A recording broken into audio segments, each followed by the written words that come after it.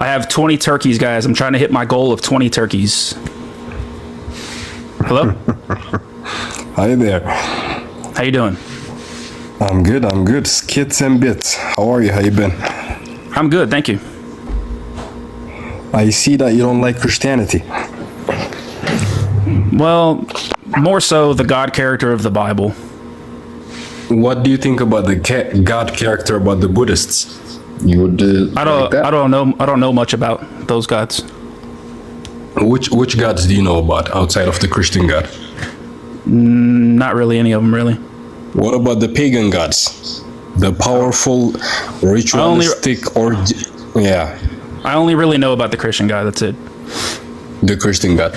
Would you say the Christian God is an improvement from the pagan gods in which it evolved from? I don't know about them, so I couldn't say. Okay, because at that time, rampaging, all these things that you're talking about, slavery, rape, murder, everything was justified, perfectly normal. People were celebrating warriors, absolute barbaric. So wait, are you saying that the grape is justified? The cultures were justifying it. Yes, human history is brutal. You don't believe that? Like when God told the Israelites they can grape their female captives. Before that. Oh no, I'm talking when we were chimpanzees. Life was brutal. I'm talking about. Well, are you Christian first of all? Are you?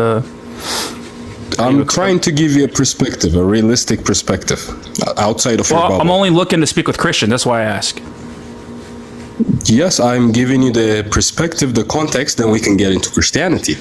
Okay, well, like, what I want to refer to mainly is like the passages in the Bible where God condones I understand, things. but those passages do not exist in the air.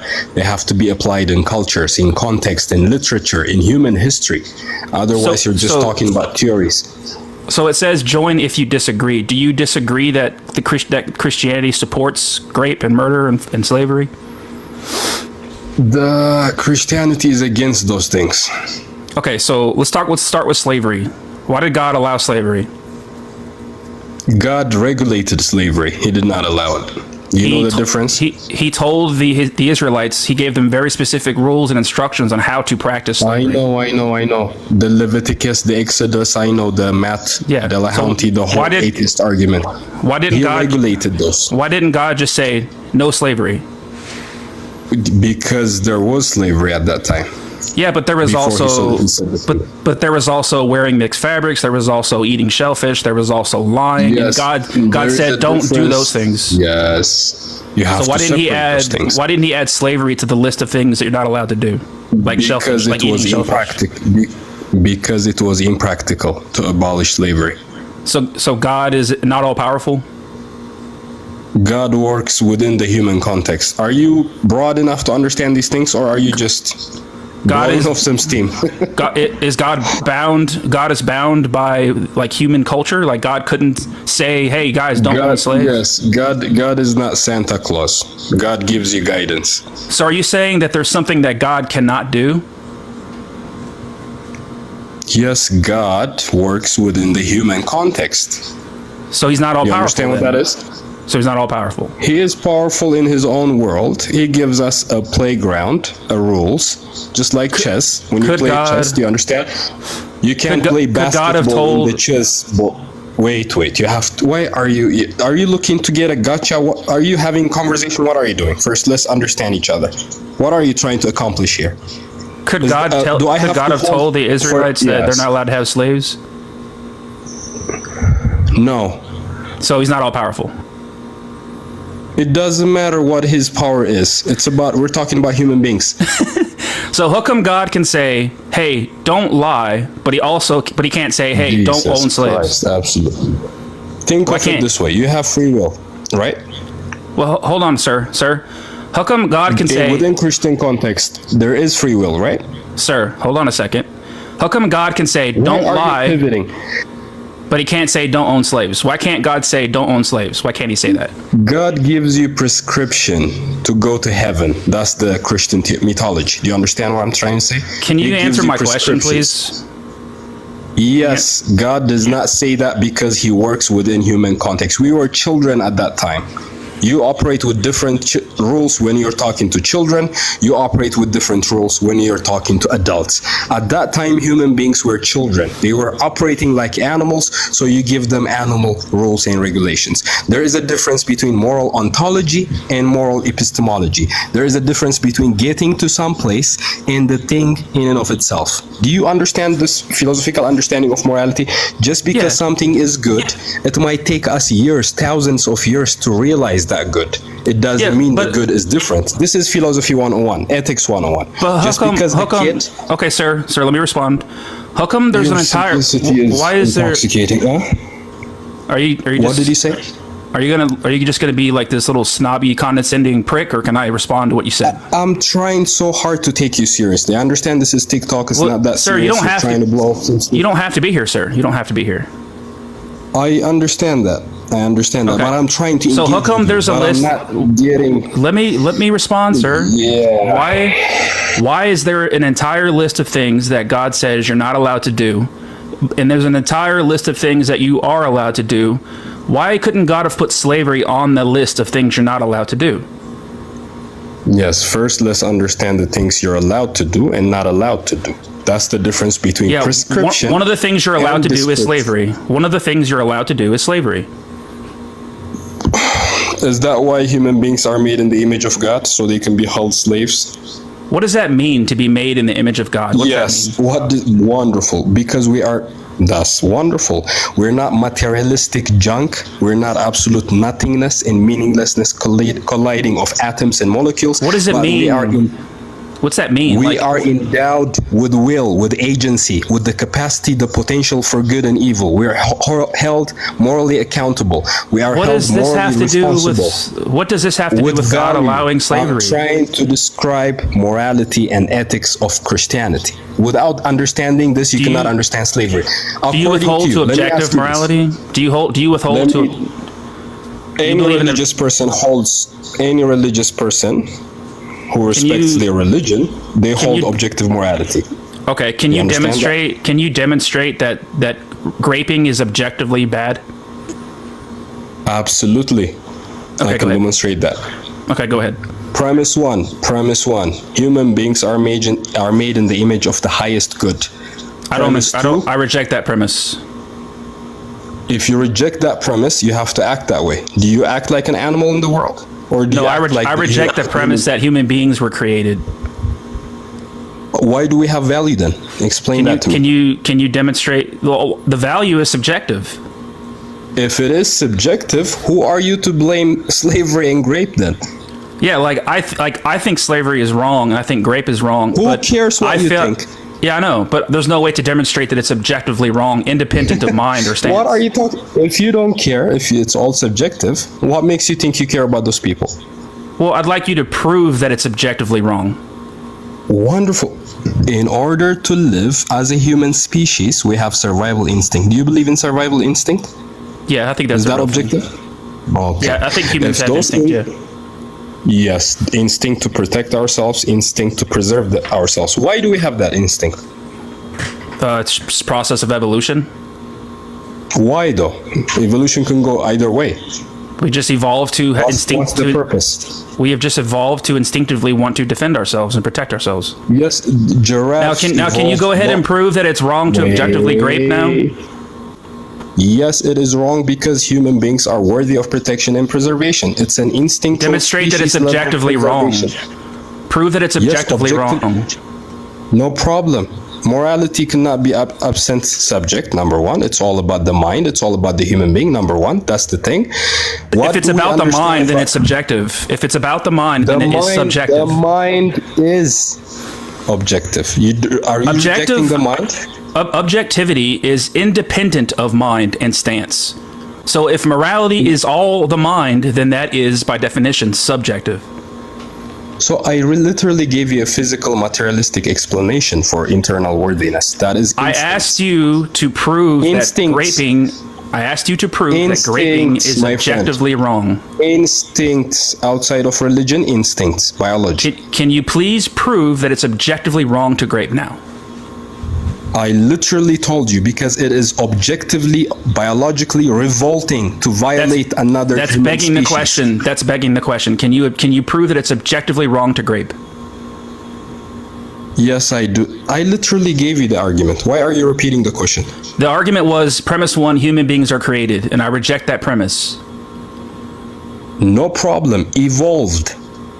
Do you want to operate within the evolution context? Yeah, no problem. That's a problem for you, not for me. Okay? But what does evolution have to do with grape? Wait. You have to let the person talk if you want to hear the answer.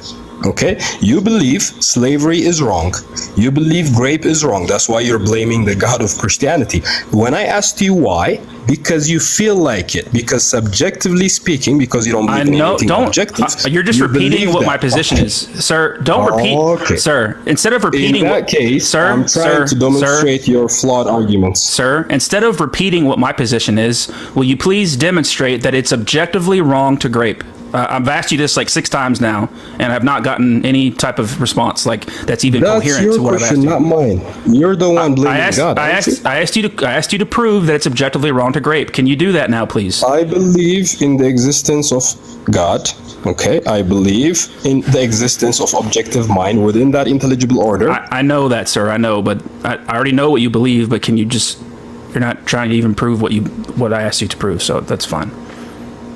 Make sure you guys are double tapping the screen, everybody. I appreciate you all being here. Thanks for the gifts. I'm trying to hit 20 turkeys, guys, or 10 turkeys, or whatever it is. Oh, what's up? Am I on? Yeah, how you doing, Pastor Drew? Hey, man, I'm doing good. By the way, I really appreciate you being willing to ask questions and seek understanding. I really do appreciate that. Yeah, cool. I appreciate you being here. You're showing you have some red bars, so we might have a little bit of a delay between our responses. So. But do you disagree that Christianity supports? I'm assuming you do disagree.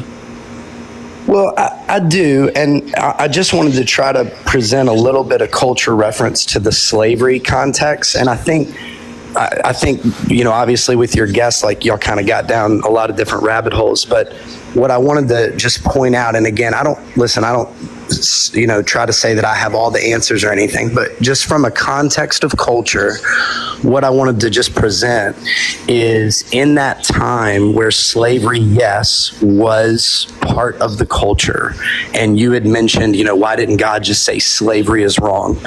What I wanted to bring into light is that slavery at that time is not the kind of slavery that we go into in our minds when we think about slavery in the context of America. It's exactly like the American South slavery.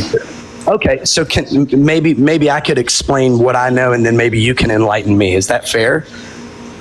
Yeah, and also I'd like to refute your point about it being part of the culture. That's irrelevant to me, because there's a lot of things that were part of the culture that God said you're not allowed to do, like eating shellfish and wearing mixed fabrics, trimming your beard. Those are all 100%. Cultural things. So the culture that have since then been changed and moved forward. So none of that applies, because Jesus corrected all that and came back and Jesus said that those laws, but then said. Jesus said not one bit of the old law will go away until the heaven and the earth are gone. Right, but he's not talking about, so let's try to stay focused on slavery, and then, like I said, then you can enlighten me on what culture reference I'm missing. But in that time, when there are no banks, there are no ways to hold money, there are no ways to have loans and things like that, you had people that would work their term of finance off. That was talking about debt servitude. I'm not talking about debt servitude. I'm talking about where the Israelites could own non-Israelites as slaves for life, and you can pass them on to your children, and you're allowed to beat them with a rod. You're allowed to beat them with a rod with no punishment. So that, in that context, that is evil living with good, and that's the same as if you were going to get into an argument of why do bad things happen to good people, or why do bad things happen in our earth? Why did God tell the Israelites? Why did God give very specific rules and instructions on how to practice slavery? So quote the text you're referring to. Leviticus 25, 44 through 46. Sure. It says, about your men and women slaves, you may get men and women slaves from the other nations around you. Also, you may get children as slaves if they come from the families of the foreigners living in your land. These child slaves will belong to you.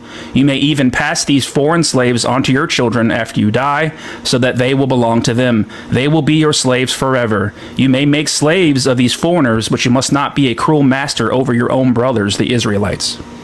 There it is. Yeah, but he's still preaching in context. Again, the culture there is this was an acceptable means, but the culture there is not based on these slaves to then rape them, rule them poorly, or anything like that. This was moving people that were in a port. Okay, go ahead. The graping and the murdering I have different passages for those, but the slavery, it says you can make slaves of these foreigners. There's no distinction saying that you can't mistreat them. That's why it clearly says you may make slaves of these foreigners, but you must not be a cruel master over your own brothers, the Israelites. So you can't be cruel to your fellow Hebrew Israelites, but as far as the non-Hebrews that you're allowed to have, you can treat them as slaves. So let me make sure I'm hearing you clearly. So essentially what you're trying to argue is there's a contradiction, in your opinion, of a God that would create, a list of 10 commandments that says do not murder, do not do these things, but then now you're then implying that because that then wasn't mentioned along with this text, that's not that those are separate and therefore don't go together. Is that what you're implying? I'm not sure exactly what you actually are trying to say there. If you're asking me if I think sure. if I think that the God character of the Bible is a hypocrite, then yes, I believe the God character of the Bible is a hypocrite. Okay. Well, I mean, of course, it's going to be, if that's what you believe, then this just becomes, a fun little debate. And I love that conversation. That's fine. And I'm just glad that you're interested in seeking and going after what God has. But what I would say to that is, if I was to tell you a law, if I was to tell you do not murder, and then I was to tell you, hey, go work this job for me, it would be implied that I also, while you're working that job for me, do not want you to murder. Do you see what I'm saying? So I get what you're saying with this. Why does God say don't murder? Why does God say don't murder? And then in Leviticus 20:13, like Exodus 20:13 says thou shalt not murder. And then Leviticus 20:13, God commands gay people to be murdered. Give me the context. Go ahead. The context. Give me the verse. The verse of the gay people being married or getting executed. Leviticus 20:13. Yeah, read that. If a man lies with a man as with a woman, both of them have committed an abomination. They shall be put to death. Their blood is upon them. Yes. So Exodus being put to death is not. Hey, if you see another gay person, put them to death.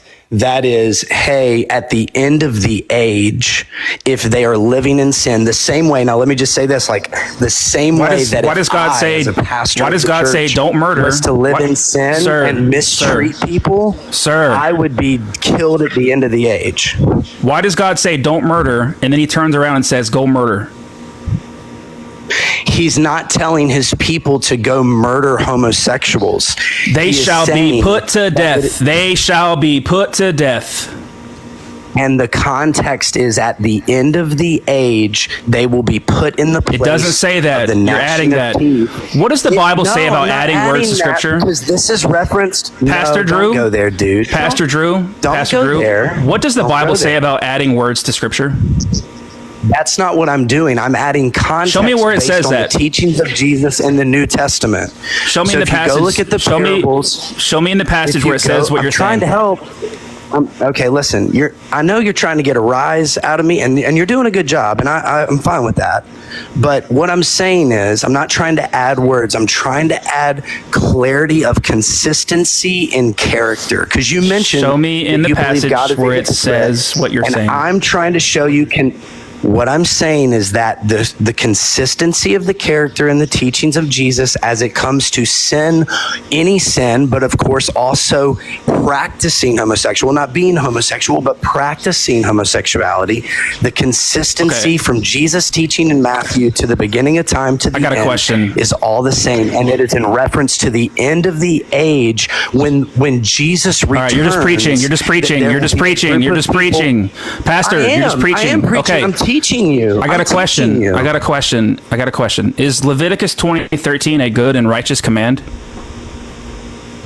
If it is in the word of the Bible and it is the scripture, then it is the word of God and it is to be surrendered to, it is to be upheld, and it is to be taken as the truth. So yes, I am 100% not going to back down from the Bible. Why do you think it's the word of God over everything? It's Jesus over everything. It's the kingdom over everything. Why do you think gay people should be put to death? I don't think gay people should be put to death. Now that's adding words to me, my friend. Why do you disagree with God? Let me make that very clear. Let me make that very. I do not disagree. You're missing the context. Gay people being put to death and practicing homosexuality, which goes against God's creation, being put to death are two different things. So don't misquote me and try to figure out a way to get everybody in the comment section. I'm very clear about what I believe. Someone being gay is not someone that should be put to death. Someone having a sin nature, which is all of us in different contexts. It says that a man that lies with another man, a man that's having the action of homosexuality, just like if I was to have the action of cheating on my wife, then I should be put to death at the end of the age. Can you relax? That's what we're talking about. Can you relax? No, but I'm fired up about this because I'm passionate about it, man. Take a deep breath. Look, take a deep breath. Everything's going to be okay. This is me, bro. I'm sorry. I know you don't know me, but this is me. I love Jesus, and I love trying to help people understand the truth of the scriptures. Calm down. Let's have a back and forth. You can remove me off of this anytime you want, buddy. We are having a back and forth. This is how I do it. I would like to. Can I respond without you getting all crazy? Sure. Okay. Sure. When God says that if a man lies with a man, that they should be put to death, why do you say that you disagree with that? But then you also said that it was a good and righteous command. So why do you disagree? Why do you disagree with a good and righteous command from God? I don't disagree with a good and righteous command, but you are blanket statement into this, and you're not separating the sin nature and the sin itself. Just like if I have a sin nature as a man to sleep with many women, but I'm faithful to my wife, I should not be put to death. But if I have a sin nature to sleep with many women and I choose to do so, even being married to my wife, then I should be put to death. That's the difference. Okay. Listen, dude, God loves homosexual people. Hold on. God loves everyone. Please don't preach. You're not going to preach on here. Sir, you're not going to preach on here. Then you can remove me, buddy. I'm Pastor Drew Barker. What did you think you were going to get? Can you just respect my boundaries? I don't want any preaching on here. You're a guest here on my platforms. Can you please be respectful when I ask you to not preach? I'm doing my best, buddy, but it's who I am. It's who I am. I'm sorry. I understand that. I understand that. But listen, are you saying that God did not command gay people to be put to death?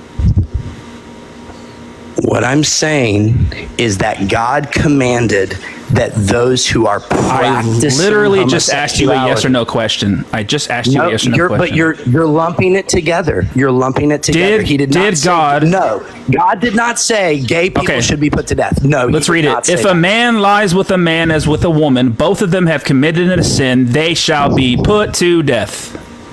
That's the action of homosexuality, and practicing of it. So God commanded gay people to be put to death. No, he did not, dude. You're missing. They shall be put to death. What a great calling you have to be gay and choose Jesus over your once sexuality, man. Like, you're missing it. This is the higher calling of life. This is it, man. This is the testimony. There's nothing more beautiful than someone who chooses Jesus over what their flesh desires. That's the beauty of it. And I'm sorry that you don't get it. Honestly, I hate that you don't get it, bro. Let me ask you another question. I hate it. Do you have children? I have 2 beautiful kids, yes. If you found out that one of them was worshiping other gods, would you stone them to death? I'd love the heck out of a man. So when God, I'm not the judge. When God commands that, because I'm not the judge. When God makes the command to stone your children to death if you find out that they're worshiping other gods, is that a good and righteous command? Dude, you're taking cultural and context and trying to apply it to 2024. What you're doing. I just want to know if that's a good command. What you're doing, and it's working. I get what you're doing, and it's working because you're getting good content here and followers. But is that a good command, sir? What I'm hoping is that you'll figure out the difference between. Is that a good and righteous command, Pastor Drew? I'd like you to just please answer the question. You're muted, so you have to unmute yourself. Was that a good and righteous command? You have to unmute yourself. Click the little microphone button and unmute yourself. My bad. I did that accidentally. I muted you. I muted you because you were preaching. Oh, again. I got you. Okay. Now, was that a good and righteous command? It would not make sense in 2024 for me to stone my children based was that on a anything. Good? You know what? Even if they were a homosexual, I wouldn't stone them or was that a good command? Was that a good and righteous command? If God commanded it, it is a good and righteous command. So you think it's good? I'm not going to. You think if it's good? In the Bible, God said it. It's a good and righteous command. It is truth. It is the kingdom. It is the Bible. It is the God. It is the Savior. It is the Creator. I'm not going to argue. I'm not going to. Now, I'm not going to back down from that just because you're like, well, it doesn't fit into 2024. Why would you disobey a good and righteous command from God? Because God did not command me to stone my children. Are you not a child of God? You're missing it, dude. And this is fine. This is your ignorance of the scripture, and you taking little bits and pieces and trying God to says line these it up. commands should be followed forever. It's fine. God says these. So this is where we get. This is God where says these commands should be followed forever. You're pressing. Your ignorance of the scripture and your inability to listen and just try to force your knowledge on other people or what you think is correct is going to be the reason that we're not going to be able to align. But I do want to thank you for at least giving me the opportunity to preach, and that's fine. You can make fun of me. Everybody in the comments can make fun of me all you want. But are you pro-life? I believe in Jesus, and I'm a follower of Christ. I'm absolutely. What do you mean pro-life? Like with abortion? Yeah, absolutely, of course. Is it always wrong for humans to kill babies? Is it always wrong? So can I tell you a personal testimony? No. Is it always wrong? This is just me, and it has to do with abortion. Is it always wrong for humans? Can I tell you a story? Is it always wrong for humans to kill babies, please? So there are medical situations where it is not safe for a woman to have a baby, and I think I'm talking about a baby that's already born. I'm talking about a baby that's already born. So you're asking, am I pro-life for a baby that's already born? Yeah. So is it always wrong? Is it always wrong for humans to kill babies? Okay, so you're going to get me to say that, and then the bait is, but what about this in Leviticus? And you're going to try to go back to prove that point. I get it, dude. I see what you're doing, and that's fine. So is it always wrong for humans to kill babies? Is it always wrong for humans to kill babies? Thanks for having me on. I really do appreciate it. Thank you. Come on, Pastor. Don't run away from the Bible, Pastor. Oh, I'm not running away, bro. It's very clear what you're doing, and I'm not gonna. Is it always wrong for humans to kill babies? Is it always wrong for humans to kill? I could say yes. Yes, it's always wrong. How come you can't? Bro, because you're baiting. You're baiting. Is it always wrong? You can't make a blanket statement like that, dude. That's like you did the same thing with homosexuality. You have a pattern. And is it always wrong? People like me are. See, look, you're still trying to push it because you think that you're going to get me to a point emotionally, but you're not, bro, because you're talking to an adult. And that's as a pro-life Christian. So I appreciate it. As a pro-life Christian pastor. Is it always okay? There he goes.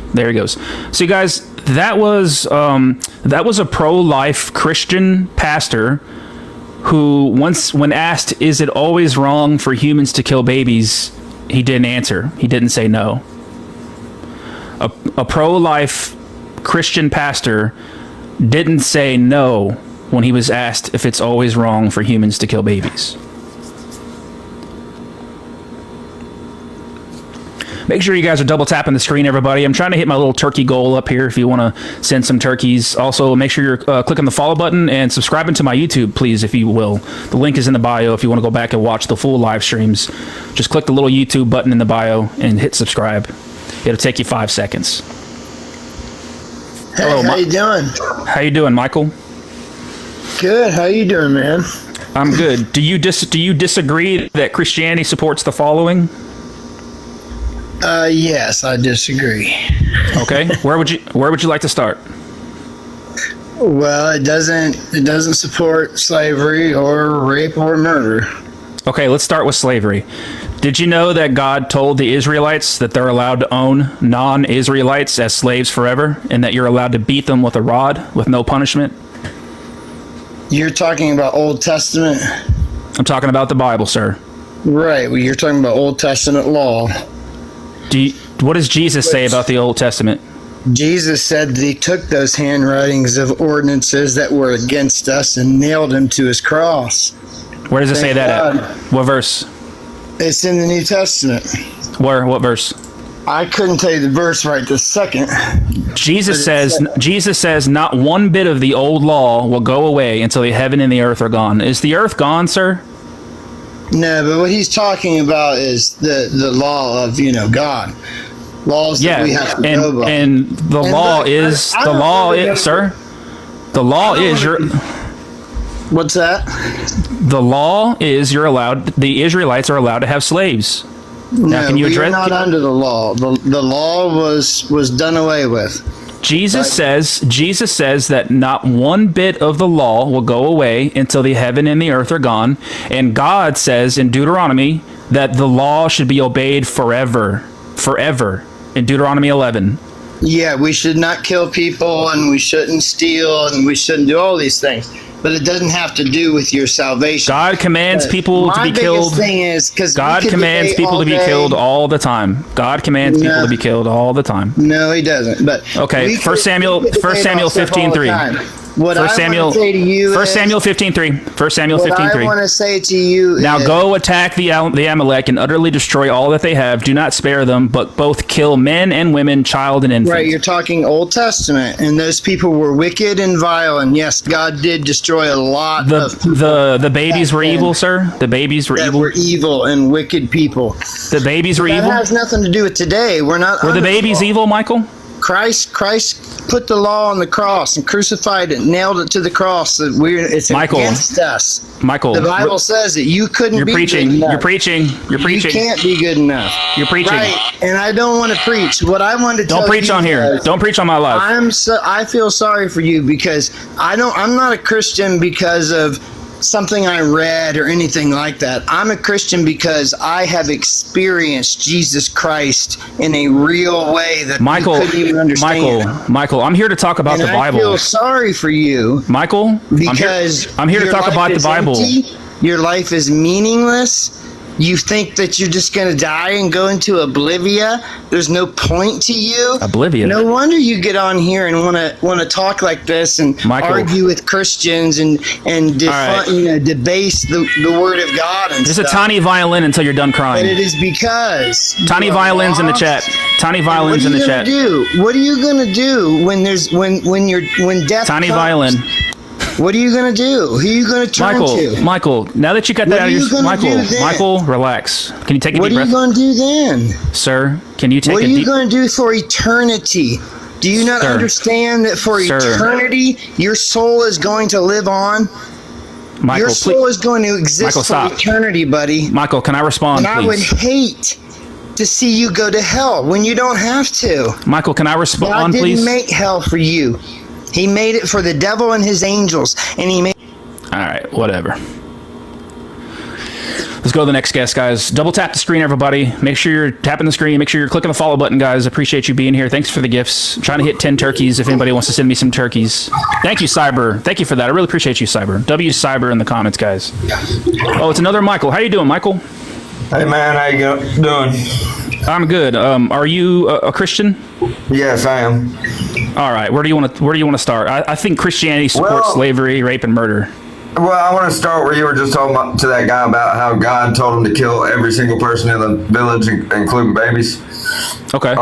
Do you know the reason he did that? Yeah, because he's immoral. No, because the town was immoral. The people were immoral. The babies? They were taking those babies and placing them on a bronze statue and burning them. Can you give me the verse? Death. Can you give me the verse that says the Amalekites? Amalekites. I don't know the verse. So Michael, let's think about this. You're saying that the Amalekites were they're killing their own babies, right? Yes. And so God was like, for the demon Baal. And so God was like, hey, you guys are killing your babies. That's it. I'm going to kill your babies too. Wipe them all out. And see, what you don't understand is that those babies just literally went from a horrible existence to the most perfect existence ever. Like, you think it's a bad thing. Think it's a bad thing, but those babies, I guarantee you, are happier than you are. Couldn't God have done something different besides sending his soldiers to chop their heads off, the babies' heads off? I mean, what else? What would you have done? God could have literally snapped his fingers and brought them to heaven without having to have them go through the pain and suffering of having your head chopped off. I promise you, there's no pain or suffering in getting your head chopped off. It's over really? in a second. Oh, really? There's Yes. So, have you ever seen a video of somebody having their head chopped off? Yes. And what do they sound like? This? You ever heard that? That's being sawed off. Does that sound like that doesn't hurt when somebody's Sawed going? off. When somebody goes like this? That's not getting your head chopped off. Does that sound painless? That is not getting your head chopped off. That's getting your head sawed off, and I know what you're talking about. You're talking about the Middle Easterners that were doing that to... No, yeah, when you're sawing somebody's head off, but God never said to do that. So it's okay for them to chop the babies' heads off because the babies don't feel any pain? Because they were about to go through a worse death. Had they been allowed to live. Couldn't God have snapped his fingers and made the babies just go straight to heaven? I mean, I don't know the reason, but that's not for me to judge. I'll ask him when I get there. Well, look, I'd like you to go, if you can, I'll give you like a few minutes to go find the verse that says that the Amalekites were sacrificed. I'm not going to be able to do that right now. I'm in a bathtub. Well, if you how about this? You can come back when you find it, okay? Sure. I'm gonna be live for a few hours, so when you get out, maybe find it. But listen, you have to promise me this, okay, Michael? Okay. Do not come back here if you don't find it, okay? No, I'll find it. They were sacrificed. No. Promise me that you will not come back here if you don't find the verse that says that the Amalekites were sacrificing their babies, okay? I will find it. They had a Baal bronze statue. Plot twist, guys. He will not be coming back here because that verse does not exist. There is no verse in the Bible that says that the Amalekites were putting their babies on a bronze fire or whatever the fuck you said it was. Yo, what's up, buddy? I'm not even Christian, but you're just a fucking pussy. You need to get a job. You're ugly as shit. You need...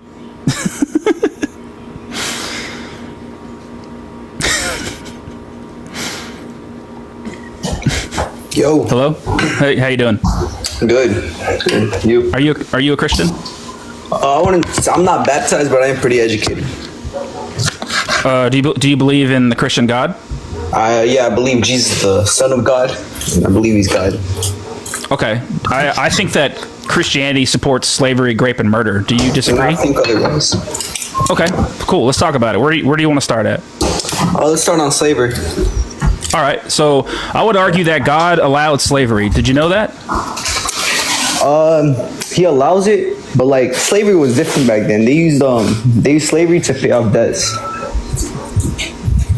Yeah, I'm not talking about that debt servitude where like a Hebrew can sell himself to you to pay off a debt. I'm talking about where God told the Hebrew Israelites that they're allowed to own foreigners as slaves for life, and you can own them forever and pass them on to your children. Oh, where'd it go? Are you there? Slide. We can't. Yeah. If you swipe out of the app, we can't hear you. You gotta stay in the app. Oh damn! Can't pull up my Bible. I'll read it to you. It's Leviticus chapter 25, verses 44 through 46. And this is where God is telling his chosen people, the Israelites, that they're allowed to have foreigners as slaves and that you can pass them on to your children and you can own them forever. It says, about your men and women slaves, you may get men and women slaves from the nations around you, meaning the foreigners. Also, you may get children as slaves if they come from the families of the foreigners living in your land. These child slaves will belong to you. You may even pass these foreign slaves onto your children after you die so that they'll belong to them. They will be your slaves forever. You may make slaves of these foreigners. Crazy. Well, I mean, times were different back then. So are you acknowledging now that yes, God did in fact allow slavery? God did in fact allow them to have slaves from other nations. Yep. Okay. At least you're honest about that. So yeah, we agree that God supports slavery. We agree on that, right? You got me there. All right, you got me there. All right. Move on to the second topic. To grape? Yep. Okay. I want to ask you just a question. Like, if somebody was in a battle, okay, and they saw your mother and they thought your mother was beautiful and desired her for a wife, so they killed your mother's family and captured your mother. And took her into his house and cut off her nails and cut off her clothes. And he lets your mother mourn for her dead parents for 30 days. And then after the 30 days, he goes into your mother and makes her his wife. If that happened to your mom, would you consider your mom to have been captured and raped? Yep. I mean, it's pretty graphic, but yeah. So the passage is Deuteronomy 21:10 through 14. It says, when you go out to war against your enemies, and the Lord your God hands them over to you, and you take them captive, suppose you see among the captives a beautiful woman whom you desire and want to marry.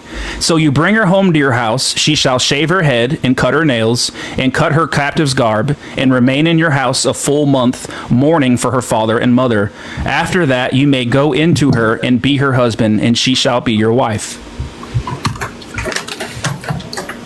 You sure it's like right? I've never seen that before. Yeah, it's right. This is I would consider this to be capturing and raping a woman. Would you? Yep. Hold on. Okay. Actually pull up my Bible because I'm really sorry. Like, do you have a physical copy with you, or? Not on me. I could probably find one of you. Do you have like a separate device, like an extra phone or iPad you can look up the verse? Yeah. All right, I got one. It's Deuteronomy 21:10 through 14. All right.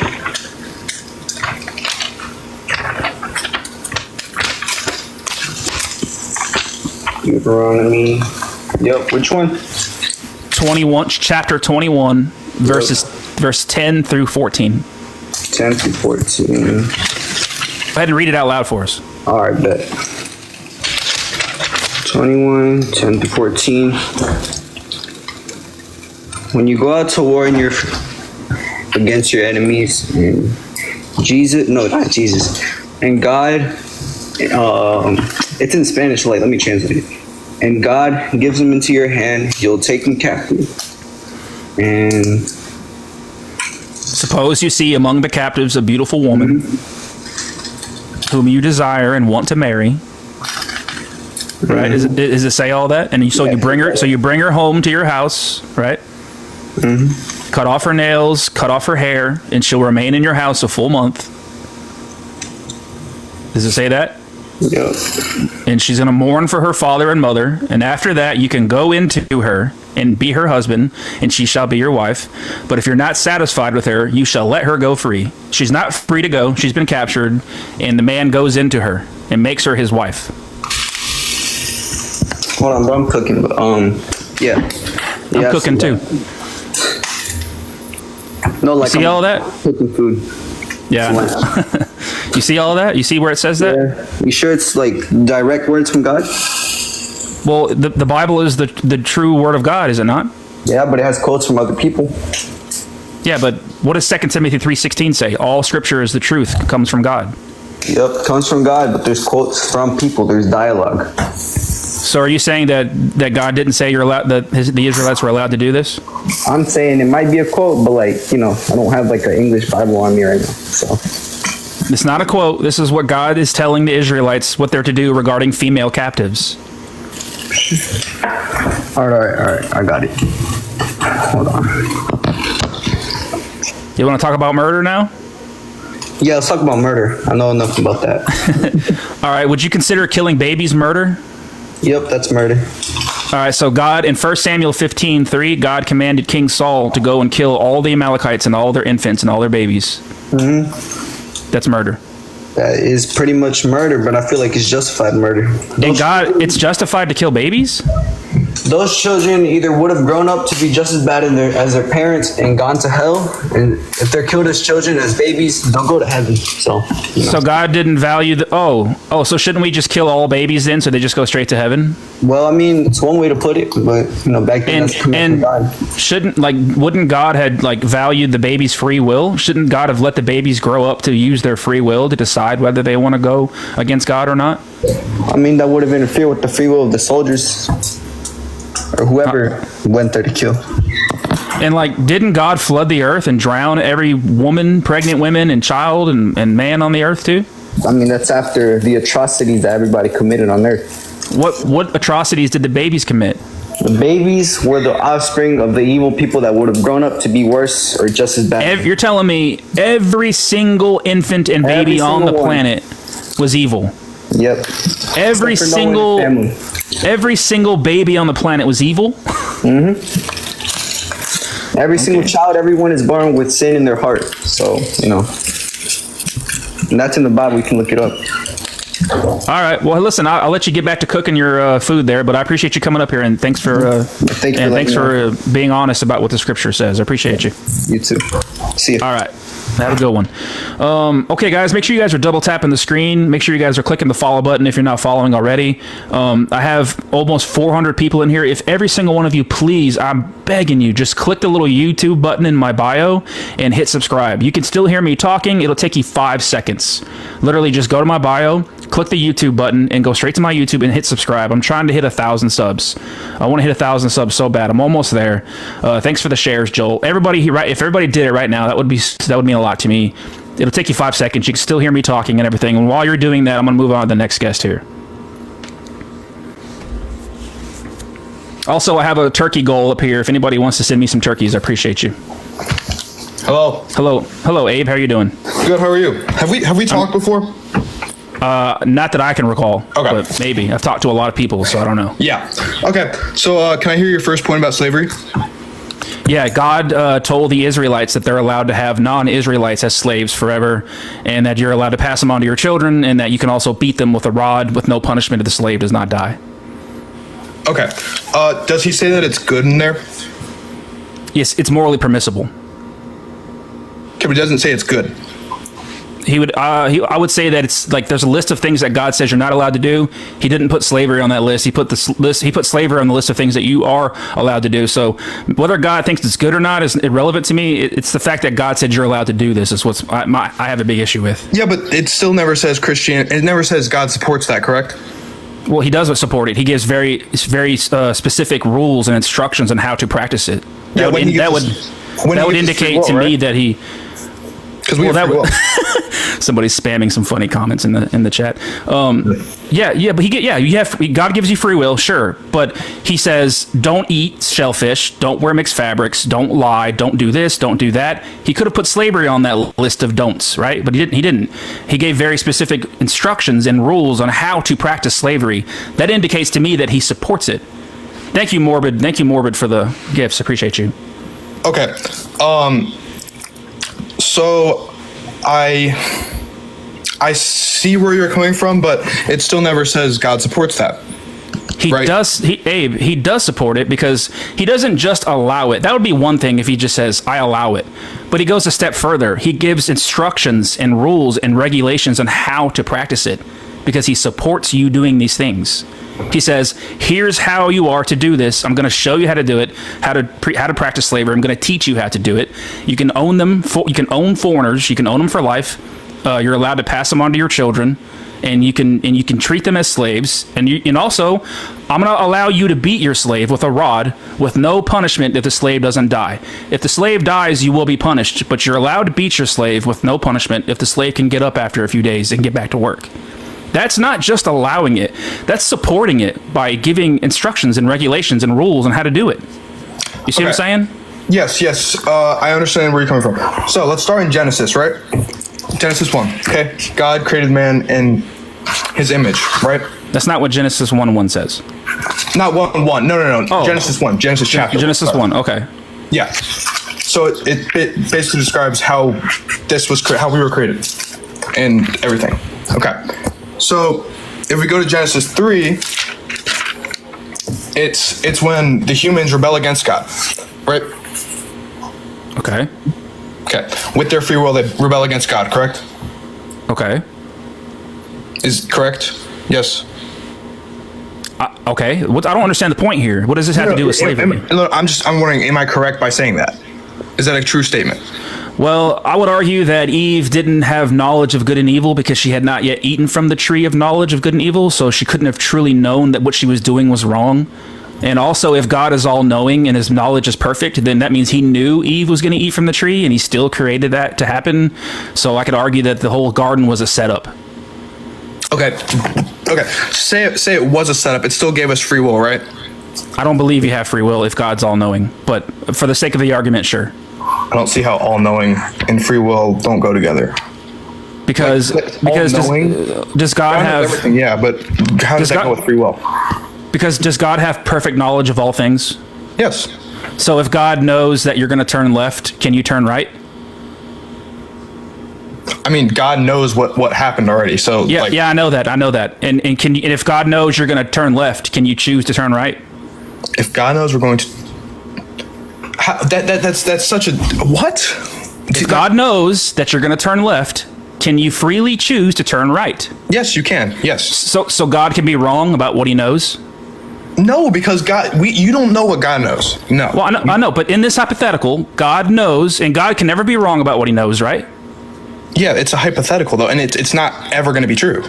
Sir, God can never be wrong about what he knows, correct?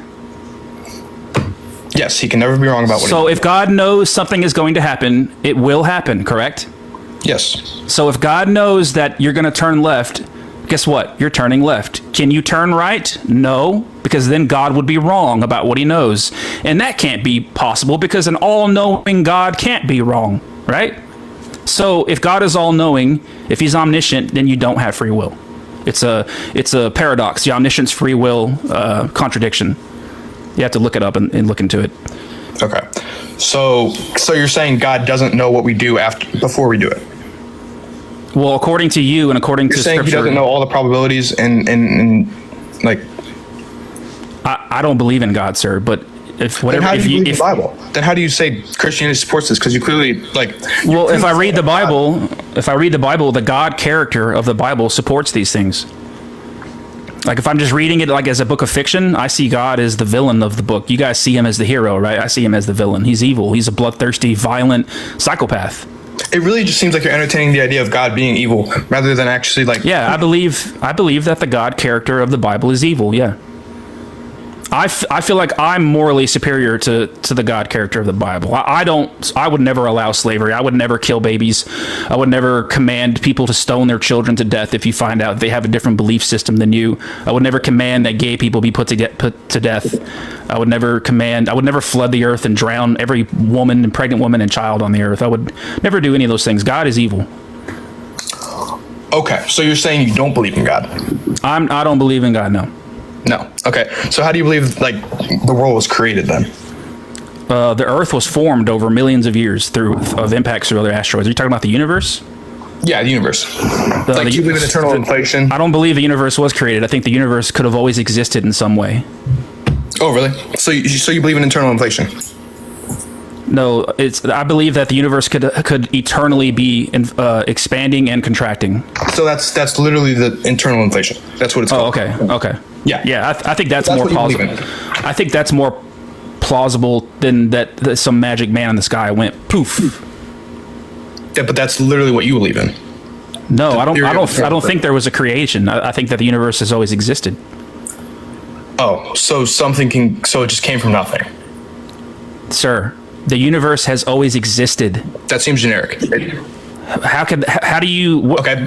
When I say that the universe has always existed, what in your mind made you think that I said that something comes from nothing? I don't believe that something comes from nothing. You do. No, I don't believe that something comes from nothing. You do. What did God make the universe out of? God's eternal, so God never like. What did he make the universe? What did he make it out of? His brain, his power, God's power. So it's made of. Are the universes made of power? God's power. Okay. The universe is made by God. Like the materials that make up the universe. Were they already there, or did God create them? God created them. Yeah, you're right. Out of what? Out of what? Out of God's. So God is eternal, right? And he. Out of what? He created them out of nothing. God created them out of his own. But he created them by himself. He out of didn't what need though? To use anything to create them because he's eternal. The things that make up the universe. What did God create them out of? And like energy, matter. So they were already there. God created energy and matter. So that stuff was already there. No, God created it. Out of what? Because God is the creator. What did he create it out of? Like you can keep on going on and on and on, and then you'll eventually gonna ask, like, because you want to say nothing, so you think that something comes from nothing. Not me. I don't think that. Okay, so you believe this universe is eternal. The same way that you think God has always existed, I think it's just as possible that the universe has always existed in some way. We could just stop right there. There's no reason to add God to it. Yeah, so we'll never come to an agreement if that's your belief. And I'm not really here to prove or disprove God. Like, I don't do the whole prove God I understand. lies. Because even if you were to prove the existence of the Christian God to me, I would never worship that God. I would acknowledge his existence. I would say, fine, you're real. You are a real thing. But I would never bow down and worship the Christian God. Okay. So you want to get back into the slavery thing again, or? Yeah, we can talk about it a little more. Actually, I just want to see where it's coming from, because I'm obviously not going to change my beliefs about it, and even though this is like the whole debate thing, I want to see where people come from when saying this, so I can further rebuttal it when I get older, when I'm like in my 20s. So. Yeah, well, you have a Bible with you, right? Yes, I do. Go ahead and go to Leviticus chapter 25, verses 44 through 46.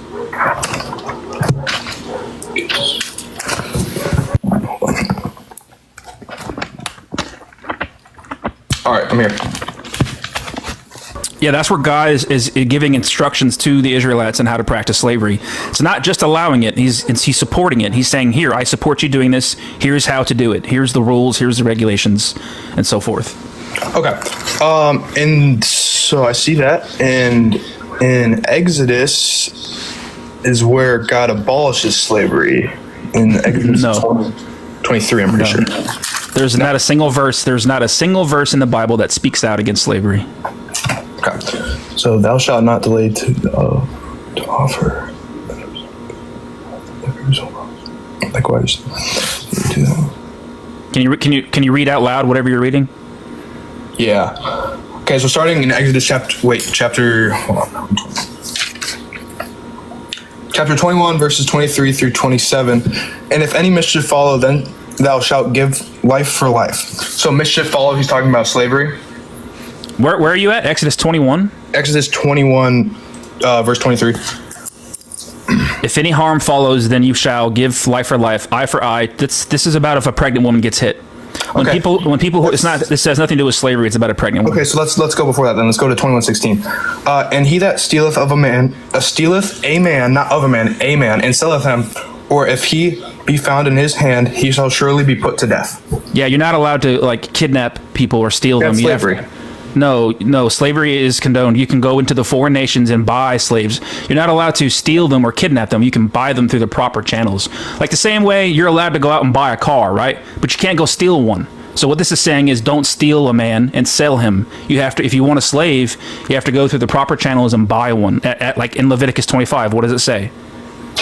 It says, about your men and women slaves, you may get men and women slaves from the other nations around you. So the non-Israelites, you can go into foreign nations and buy slaves. But you're not allowed to steal them or kidnap them, and you surely can't steal a free man. Like your own fellow Hebrew who's free, you can't kidnap that person. That's against, you can be put to death for kidnapping. Kidnapping and slavery aren't the same thing. Yeah. But I would argue that God does support kidnapping too, though. Have you ever read Numbers 31? 17, where he commands little virgin girls to be captured? No, hold on. I'm reading my notes. Oh, he commands all the Midianite men and boys and women be killed, but save all the young virgin girls for yourselves. Okay. So we're not going to come to an agreement, and that why not? You don't see this as where God says you can have slaves? No, I see that, but I also see there's a whole New Testament like after that I could. I mean, the New Testament is in favor of slavery as well. Ephesians 6:5 says, "Slaves, obey your earthly masters the same way that you would obey Christ." There's not a single verse in the entire Bible, old or new. Exactly. It says that. Paul says that in Corinthians. Okay. Paul says that in Corinthians because he doesn't want the slave at the top. The context of that time, it was a Roman Empire, right? They had slaves. So if you did not obey your masters, Paul was warning them that a rebellion would happen, and that would cause mass murder, everything that God does not want. Yeah, there's not a single verse in the entire Bible that says slavery is wrong. You should not own people. There's not a single verse. Slavery is in the Old and the New Testament. It's fully condoned and supported. Because the whole point of the New Testament is loving others, and even if you are a slave to somebody, you should still love them and thirst for righteousness, because it says in Matthew that whoever suffers for the Lord's sake. Does Jesus preach love? Yes, Jesus does. Then how come in Luke 14:26, Jesus says that you're not worthy of following him unless you hate your family, your children, your brother, even hate your own life. You're not worthy of following him. Luke 14:26. That's good. Doesn't sound like preaching love to me. It sounds like preaching hate and division. Jesus was kind of a jerk. And whoever do not bear his cross. Okay, so he's really just saying that the Heavenly Father is always going to become. It says who father, mother, and wife and children. It says whoever comes to me and does not hate their father and mother, wife and children, brothers and sisters, yes, even hate your own life itself, you cannot be my disciple. So Jesus is saying, unless you hate your family, this is the cost of being my follower. Yeah, that doesn't sound like like the Jesus hippie love guy. It sounds like he's preaching hate there. No, he's preaching hatred to our flesh. Like we shouldn't like the things of this world. Yeah, but I thought Jesus preached love. Yeah, not towards our flesh, not towards our sinful nature. Why is Jesus saying you need to hate your children? Why is Jesus saying? Because he always wants you to love him more than your children. But couldn't he have just said that? In the Bible. Couldn't he have just said, "Hey, love me more than your children"? He didn't have to say, "Hey, hate your." You have to be willing to hate your children in order to. Basically what he said. No, it's saying I want you to love me more than your children is entirely different than saying you need to be able to hate your children in order to follow me. Which of you intending? That's just. Do you want to talk about the grape and the murder, or? Because like the slave sounds like we agree that God told the Israelites they can have slaves. Well, but he didn't support it. So like it's a contradiction. But he did support it. No, if he didn't support it, was good. Supporting something if he didn't support it, he would have put it on the list of things you're not allowed to do, like eating shellfish. Like apparently to God, it's more important that he tell his people, "Hey, you're not allowed to eat shellfish," than it is for him to say, "Hey, you're not allowed to have slaves." There's an entire list of things you're not allowed to do. God didn't put slavery on that list. He put on the list of things that are morally permissible, things that he allows. Yeah, he allows literally everything. No, he does not allow everything. He doesn't allow murder, right? He says don't murder, don't lie, don't wear mixed fabrics. No. Yes, he does. He does. He allows people to murder. He doesn't say it's good though. He does not allow you to murder. He tells you, Exodus 20:13, thou shalt not murder. You could, if I went over to somebody and murdered them today, I have the free will to do that. But you're not allowed to. You're not allowed to. It's illegal. It's illegal. It's illegal to lie. It's illegal to wear mixed fabrics. It's illegal to trim your beard. It's illegal to touch the pig skin. That's Old Testament. Okay. Yeah, I know. And I'm saying that God could have put slavery on the illegal list the same way he put shellfish on there. You know what I'm saying? Yes, I understand that. Okay. I have a passage for you. About grape.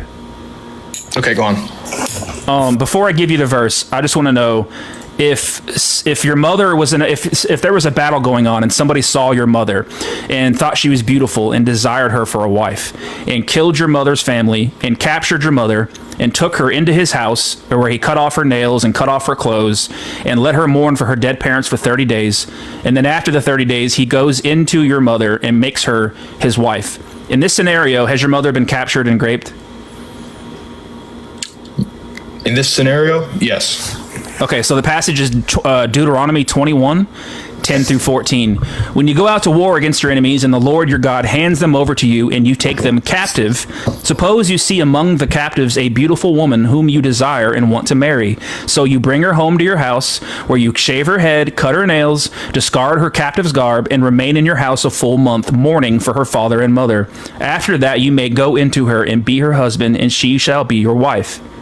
Okay, so that sounds like capturing and raping a woman, which God says you're allowed to do. Yeah, and it's in the Old Testament, right? So do you have an Old Testament God and a New Testament God, or do you just have one God? I have one God. Yeah, so stop bringing up that's the Old Testament, because that's irrelevant, because it's still your God. Yeah, no, he's still my God, but okay. And also, isn't Jesus God? Let's go to Matthew 5. Let's go to Matthew 5. What Jesus says, not one bit of the old law will go away until the heaven and the earth are gone. Is the earth gone, sir? No, it's not. So let's read. So Jesus says that everybody who follows all these old laws will be the greatest in the kingdom of heaven, and anyone who doesn't follow these laws will be the least important in God's kingdom.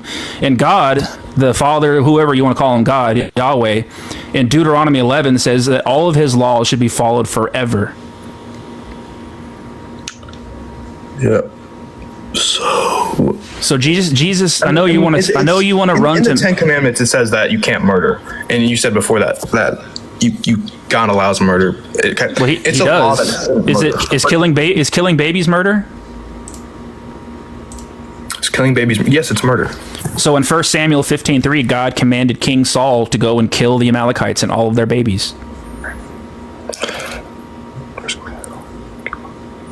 Yeah, but he also commands to teach them a lesson. Okay, and then he eventually. What lesson does the baby learn by being killed? The baby never had a chance to live, so he didn't. Okay. What lesson does a baby learn when you kill it? He doesn't learn a lesson. Okay. He also commands gay people to be put to death for the people around them. That's murder. Okay. You know, we're not gonna agree on anything. Why don't you agree that killing babies is murder? I do. I think it's wrong to kill babies. Yeah, but in the Old Testament, God would command people to do things to set an example for how not to live in the New Testament. Okay. So what were the babies doing that was bad? What were the babies? Say that again. What were the babies doing that was so bad God had to kill them? No, this is okay. Read the context around. Where was that? It's First Samuel 15:3, and the context is that when the Israelites were fleeing Egypt, they tried to move into the Amalekites' land, and the Amalekites opposed them. They said, "No, this is our land. We don't want you coming into our land," and that angered God. So God sent King Saul to go and kill all the Amalekites and all their babies for simply stopping the Israelites from moving into their land. Yeah, because he didn't want the Israelites to move into their land. So it's like. So why did he kill the babies? Because it was a warning for them not to move into their land. But there's no warning when you kill everyone. How do they learn a lesson? How are they warned? And why do you kill the babies? Okay, that's just. I swear I just answered that. I just answered that question. It's to tell the Israelites to not go in there because all them. You said it was to teach them a lesson. What lesson does a baby learn when you kill it? No, it's to teach not the babies the lesson, but the people trying to invade their land a lesson. Couldn't he have spared the babies? Couldn't he have snapped his fingers and just brought the babies straight to heaven?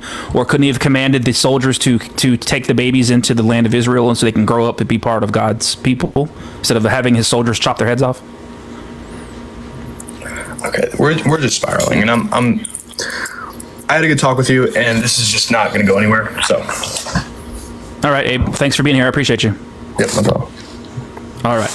Everybody keep double tapping that screen, guys. I think Abe has a lot to think about. Maybe he'll go read the Bible and think about what it is that it actually happens in this barbaric old dusty book and this evil, violent psychopath of a God that he worships.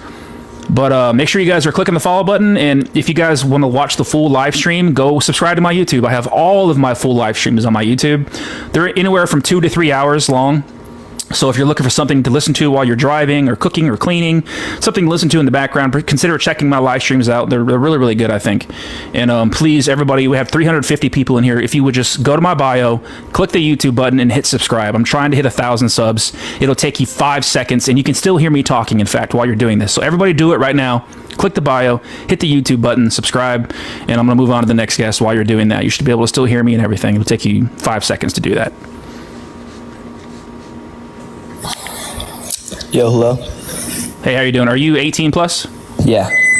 All right. Are you Christian? Yes, I am. Okay, where do you want to start at?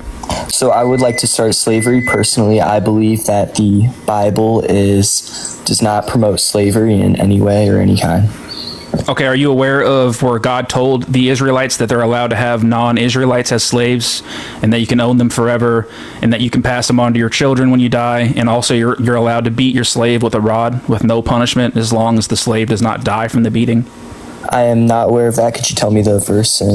Yeah, it's Leviticus chapter 25, verse 44 through 46. It says, about your men and women slaves, you may get men and women slaves from the other nations around you, meaning the foreigners. Also, you may get children as slaves if they come from the families of the foreigners living in your land. These child slaves will belong to you. You may even pass these foreign slaves on to your children after you die, so that they will belong to them. They will be your slaves forever. You may make slaves of these foreigners, but you must not be a cruel master over your own brothers, the Israelites. Okay, so I kind of want to start off just with something I've been thinking about. The second biggest miracle of the Bible, in my opinion, was the Exodus, the freeing of the slaves inside of Egypt. So to start off, I just feel like based on this alone, God, that's one of my biggest reasons I believe that. You're aware that God doesn't want his chosen people, the Israelites, to be slaves. He freed them after he allowed them to be slaves for 400 years in Egypt until he sent Moses to free them. God does not want the Israelites to be enslaved, but he allows them to have slaves. So to kind of talk about your point, I don't necessarily think that I think he thinks that slavery is a real thing and that it exists in this world, and to change that, it would be nearly impossible just for humans' minds with our free will and everything. But at the same time, I also feel as if there's many points in the Bible where he points out how to treat your slave, treat them with dignity, treat them with love. It says you can beat them with a rod. Yeah, and the Israelites had just been freed from slavery. They're wandering around in the desert. They don't have slaves. They're just literally walking around in the desert until Moses goes up on top of a mountain, Mount Sinai, and God speaks to Moses and gives Moses all the laws and rules and instructions to give to the Israelites. One of those laws was slavery. So it's not like they were already doing it. They weren't already owning slaves. They had just been freed from slavery. They're wandering around in the desert, and God says, hey guys, remember when y'all were slaves and y'all were bitching about it? Well, guess what? Now you get to have slaves. So I hear what you're trying to say, it's like a part of it was already a thing going on, but that's not true. It wasn't already a thing going on in the Israelites. They didn't have slaves until God said, hey, you're allowed to have them now. Okay, I get your point on that. And sorry, I'm not as educated on the topic as I wanted to be. So anyways, you want to move on to grape?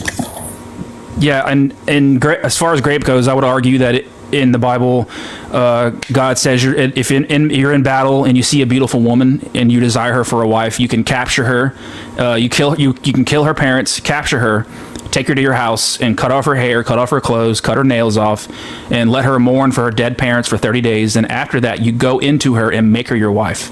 Would you consider, if that happened to your mother, would you consider your mother to have been captured and raped in that scenario? I think that'd be a very bad thing for my mother or a sister. I agree. Or something like that. I agree. I agree. But that's what God says to his soldiers that they're allowed to do regarding female captives. So at the same time, I kind of think about King David's wife, or the person who he basically killed her husband and then wed her. I feel like there's more examples in the Bible where that's like said to be wrong or said to be incorrect, just because it's murder. After all, murder is a bad thing, according to the law of Leviticus and Ten Commandments. Why does God command murder if it's so bad? So you could definitely say there was war inside the Bible time. However, something like that I usually think about is, so not even within war, God commands gay people to be murdered. Yeah, but I'm just starting off, like the people who were worshiping Baal. I'm pretty sure that like a lot of those people were just had hardened their hearts, had committed like blasphemy against the Holy Spirit. What did the babies do? So that's a question I need to research more. That I think you have a point there. I don't know the answer to that as of now. Okay. Well, I appreciate you coming up here, Kevin, and thanks for being honest and listening to what I have to say. Thank you so much. I'll definitely look into it more. Thank you for having me on. Yeah, no problem. Have a good one. Thank you. All right, guys, make sure you're double tapping the screen, guys. Keep tapping the phone screen. Click the follow button if you haven't followed already, and make sure you're spamming the shares. Spam the comments with L Jesus. L Jesus in the comments.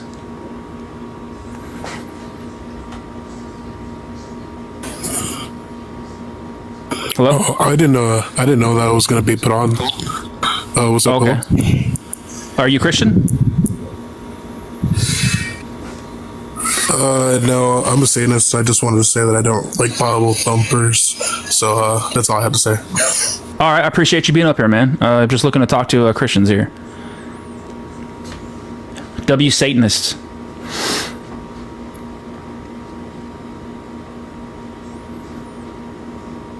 Let's get this next guest in here, guys. They're not loading up, so let's go to the next guest.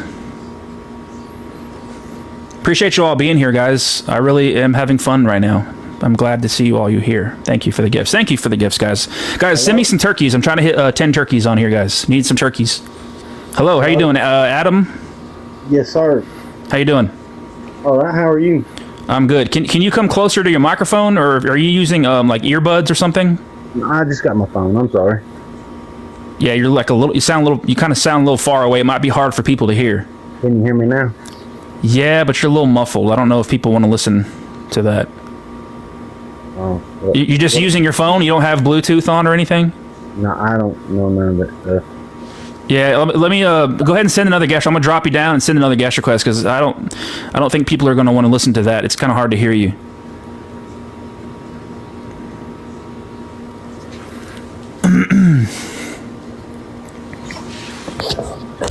Yo, what up?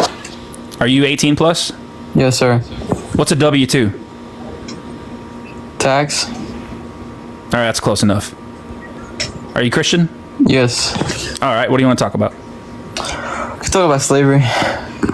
All right, so you disagree God allows slavery? Yeah. Are you aware of Leviticus? I would say the slavery that we know of doesn't promote it like, U.S. history. Because he actually condemns that. It's exactly like the American South slavery. No, it's not. You're allowed to own them forever, pass them on to your children, and you're allowed to beat them with a rod. Wait a minute. The slavery that we have, right, or the U.S. history has, was based off of skin color, right? It's based off of race, like exactly. the nation. So if you want to read John 7:2-4 for me, that condemns that time of slavery. But Leviticus 25 says you can go into other nations. Hold on. Read John 7:2-4 for me. What does it say? It says, "Judge not according to appearance." What does that have to do with slavery? But judge righteous judgment. What is slavery based off of? The U.S. history. But hold on. God's what is it based off? But listen. Hold on. God says the question. What is it based off? The American South slavery was based off of going into the nation of Africa, right? Because of their skin color, correct? Yeah, because they were Africans. So what does John 7:2-4 say? Read it for me. That has nothing to do with slavery. Yes, it does. No, it doesn't. It just says don't judge people. So don't judge them based off of appearance. Now let me say something. Hold on, answer the question because you're running. I did already, sir. I answered the question. Now, did you know that God told the Israelites? You tiptoed around the question. Hey, relax, calm down. Answer it directly. Let's have a back and forth. Okay. Now, I answered your question already. You did. Yes. Okay, ask me again. Okay. Ask me again. How does the Bible not condemn that kind of slavery? When I just showed you John 7:2-4. Because God says that the Israelites can go into other nations, foreign nations, the same way that the Americans went into the foreign nations of Africa and got slaves. Okay. It's the same thing. Okay, ready? So it's not the same thing because I already explained to you. They base it off of skin color. With the one in the Bible, they went into other nations, right? Hold on. I got you. Relax. The other nations, they base it off of the sins they committed. You can see the sins the foreigners committed in Leviticus 18, all of 18, and all of 20. What verse is referring to these foreigners? All of 18, all of Leviticus 18. It shows you all. No, I need a specific verse that says that these foreigners that are being owned in Leviticus 25 were sinful. Because it even says you can own children as slaves. 18. Read all of Leviticus. I need 18. a verse. Give me a verse. All right. Because it even says you can own children as slaves. Yeah, no worries. But I mean, you still didn't answer the question. But what question? What question? Around it. What question? I mean, I showed to you that the Bible condemns U.S. history slavery, and you said no, it doesn't. Okay. Yes, I did. Okay, let's define it. Let's define Okay, John 7 appearance. Hold on. Hold on. The American South slavery was them going into other nations. What was it based off of? Why did they do that? Because they were foreigners. What was their what was the primary reason for enslaving them? Because the Africans were selling slaves to the American South, to the American colonists. It was because of the skin complexion, darker skin complexion. It wasn't just the skin complexion. Hold on. The main part of it was skin complexion, yes or no? Well, how about this? Hold on, answer the question. No, I disagree. I disagree. It had anything to do with skin color. Okay, so you don't think it's based off of skin color? I think it plays a role for sure. No. What's the main reason? So how about this? Were the American South slaves? I'll let you answer. Were they? Okay. Answer me. What is the main answered. How many times are you going to ask me this question? No, you haven't. You've been tiptoeing around it. So, sir, all I want is this. Were the American South slaves? Were they owned forever and were they beaten? No. Do you know why? The American South slaves weren't owned forever and they weren't beaten forever. Could you own a slave forever? You owned a slave. You're just okay. Now you're just being stupid. I'm talking about when they. Stupid. You said forever, so I'm gonna. You can own them until they die. You can own them until they die. Literally, if you want to take everything literally, I'm gonna do the same thing you're doing. Can you just be? Can you be genuine here? We are being genuine here. You're not being genuine. When I say forever, I'm talking about until they die, right? Like you can own a slave until they die, right? The slaves that you got. Well, that wasn't your question. Your answer. You said, "Were they not owned?" I'm not going to play this stupid game, dude. Hold on. Don't lie, because you told me, "Were they not owned forever?" I said, "No, they're not owned forever because they're not." But if you would obviously you can't own a person literally forever. So So don't say, "Were they not owned?" Okay. Forever? Were they owned? Were they owned and passed on to your children? And could you beat them? Yes. Okay, the foreigners in the Bible, the foreign slaves, you can own them and you can pass them on to your children and you can beat them. You're gonna tiptoe because I asked you what is the main reason for them being enslaved. Would you consider that slavery though? I just want to know. The question though. What was the main reason? Yes, they owned. Yes, they owned. They went into the nation of Africa and got slaves. But yes. Why? But why? Why? Because the Bible says they could. No, not because the Bible says they could. No. Yes, the American South colonists. The Bible. I told you. The Bible condemns it. The American South coloners used the Bible to justify owning slaves. Going around the question. Stop running. Answer the question. Listen, I've answered this, guys. How many people in the comments? I've answered this question like 10 times already. You said only because the Bible says it. No, it's not because the Bible says it. They used the American South Confederates used the Bible to justify going into other nations and getting Bibles. Let's go with that getting slaves. They used it to justify going into other nations and getting slaves. Yes. Yeah. Okay. Let's go with that. So obviously they didn't. Now, is this slavery? Is this slavery? Don't worry. No worries. No, look, dude. Respectfully, look. Hey, respectfully, man. Respectfully, this is my live stream. You're not going to come in here and run it, okay? You're not going to come in here and like you're going to engage the way that I want to engage, respectfully, okay? So you can run from my so you can. I have not run from a single question. So let me address it, right? I have answered every single question you asked me, but I just need you to like. I'm granting you it. I need you to take a breath. Let's take a deep breath and let's start over. No worries. Let's start over. I got you. Okay? Let's relax. So let's say no worries. I think we could have a good conversation, but I'm not going to let you come in here and be like, no, you're going to do this, you're going to do that. Like, you need to relax. You were running, I've answered every single question. No, you still haven't answered the topic because I've already asked you what was their main guys. This whole thing is going on YouTube, and you'll be able to see where I answered every single question. I answered every single question. All right, I'll grant it to you. Okay, no worries. You said now they did it based off the Bible. Now, was that slavery? Was that slavery? Hold on. No. I'm asking you a question now. I've answered you. I'm addressing you. Let's not run from the topic. So this is running. Is Leviticus? You don't want to engage with the original topic. Is Leviticus 25, 44 through 46? Is running, that slavery? How am I running? What did I tell you? I said. I didn't say. I said. I've answered every question. It's time for you to answer my question now. The Bible allows it, right? And then then we agree. It says join if you disagree. It says join if you disagree. So we can move on to grape now if you want. No. Because we agree now. You said we agree. You said you agreed. No, I didn't say it supports it. I said it allows it. It tolerates it. Yes. When did I say I support it? No, I don't agree. See, now you're putting words in my mouth. Okay, God does support slavery because he gave very specific rules and instructions on how to practice slavery. It goes beyond just allowing it. He supports it. And who does he do that to? Everybody or just to the Israelites? Israelites, all right? And who does he who does he support it against? He told the Israelites. In your paradigm, who does he support it against? He told the Israelites that they're allowed to own non-Israelites as slaves for life, and that you can beat them with a rod. No worries. So read Leviticus 19:33. What does it say? Read it for me. All right, let me pull it up. I don't have it. No worries. Theist or delusional? I mean, he's kind of didn't answer the other question, but it's all right. Dude, don't even go there. I answered every question, bro. No, because I was gonna bring it up again. I answered every fucking question you had with the topic, and you ran. Okay, so we'll move on. What did I run from? What did I run from? Well, I asked you, right? I said, so why? I'm gonna grant you that they gave it that they went off the Bible, right? And I was gonna answer it, and I'm gonna tell you, obviously they didn't use it correctly because they didn't read John 7:2-4. Okay, so. This says, when an alien resides with you in your land... Go ahead. Yeah, go ahead. Well, I was trying to listen to what you were saying, but I was also looking for the verse. When an alien resides with you in your land, and you shall not oppress the alien who resides with you shall be to you as a native born among you. You shall love the alien as yourself. Hold on. Go back and read that again. What does that say? Can I finish reading the verse, please? No. Go back and read it real quick. Can I finish reading the verse that you asked me to read? Go back and read it. Reread it. When an alien resides with you in your land, you shall not oppress the alien. The alien who resides with you shall be to you as the native born among you. You shall love the alien as yourself, for you were aliens in the land of Egypt. I am the Lord your God. Beautiful. What does this have to do with slavery? Beautiful. So that has everything to do with slavery. Where does it mention slavery? What does it say? The alien who resides, that's talking about the slave. But the foreigner. So not every foreign person that lives in Israel is a slave. You're aware of that, right? Exactly, but they're talking about foreign and the context. This is talking about people who freely move into your country, not the ones that you go and get as slaves. This is talking about slavery.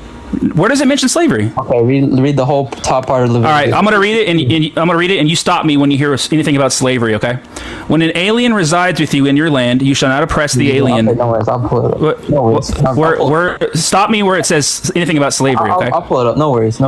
When an alien resides with you in your land, you shall not oppress the alien. The alien who resides with you shall be to you as the native born among you. You shall love the alien as yourself, for you were aliens in the land of Egypt. I am the Lord your God. Can you show me where it was talking about slavery there? Who were the aliens? Because yours says aliens. I don't like that. Foreign people. And who were the foreigners? People that lived outside of the nation of Israel. And were the slaves not foreigners? Yes, but you can go and get. But this doesn't say. Hey, can you let me respond? Can you let me respond? If anything, this is just a contradiction in your book. No, it's not a contradiction. Oh, are you saying that this verse cancels out Leviticus 25, 44 through 46? No, but I know. So what is your I still don't see where this is talking about slavery, and what is this? How does this cancel out Leviticus 25? You already answered it for me, but no worries, I got you. So you said I asked you, were the slaves foreigners? You said yes.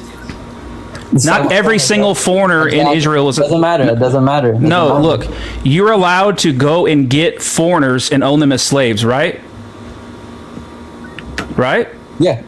And you're allowed to beat them with a rod, right? Hold on. During war, because they're at war, right? No, it doesn't mention anything about war. Okay, so now we're just going to be dishonest and take things out of context. Where does it say? Okay, show me where it mentions war. Read Leviticus. Have you read Leviticus 18 through 25? Show me where it says that the foreigners. Leviticus 18 through. I've 25? read listen. I've never claimed to remember the entire Bible, but I've read. Hey, can you just chill out? Can you chill out? I've never claimed to remember the entire Bible, but I've read the entire Bible twice in like the past 30 years or whatever. Good job. Okay, so now show me where in Leviticus 25, 44 through 46 that is referring to war. All right, Leviticus 25. All right. And just so you're aware, you do know who they were enslaving, right? Foreigners, yes. And when I gave you Leviticus 18, right? Who were the foreigners? The foreigners were people who were living outside the nation of Israel. Okay, and who were those people? What do you mean? Who were they? Like, what were their names? So I don't. What do you mean? What were the nations? Were they? Okay, no worries. There were the surrounding. I don't. There were the surrounding nations.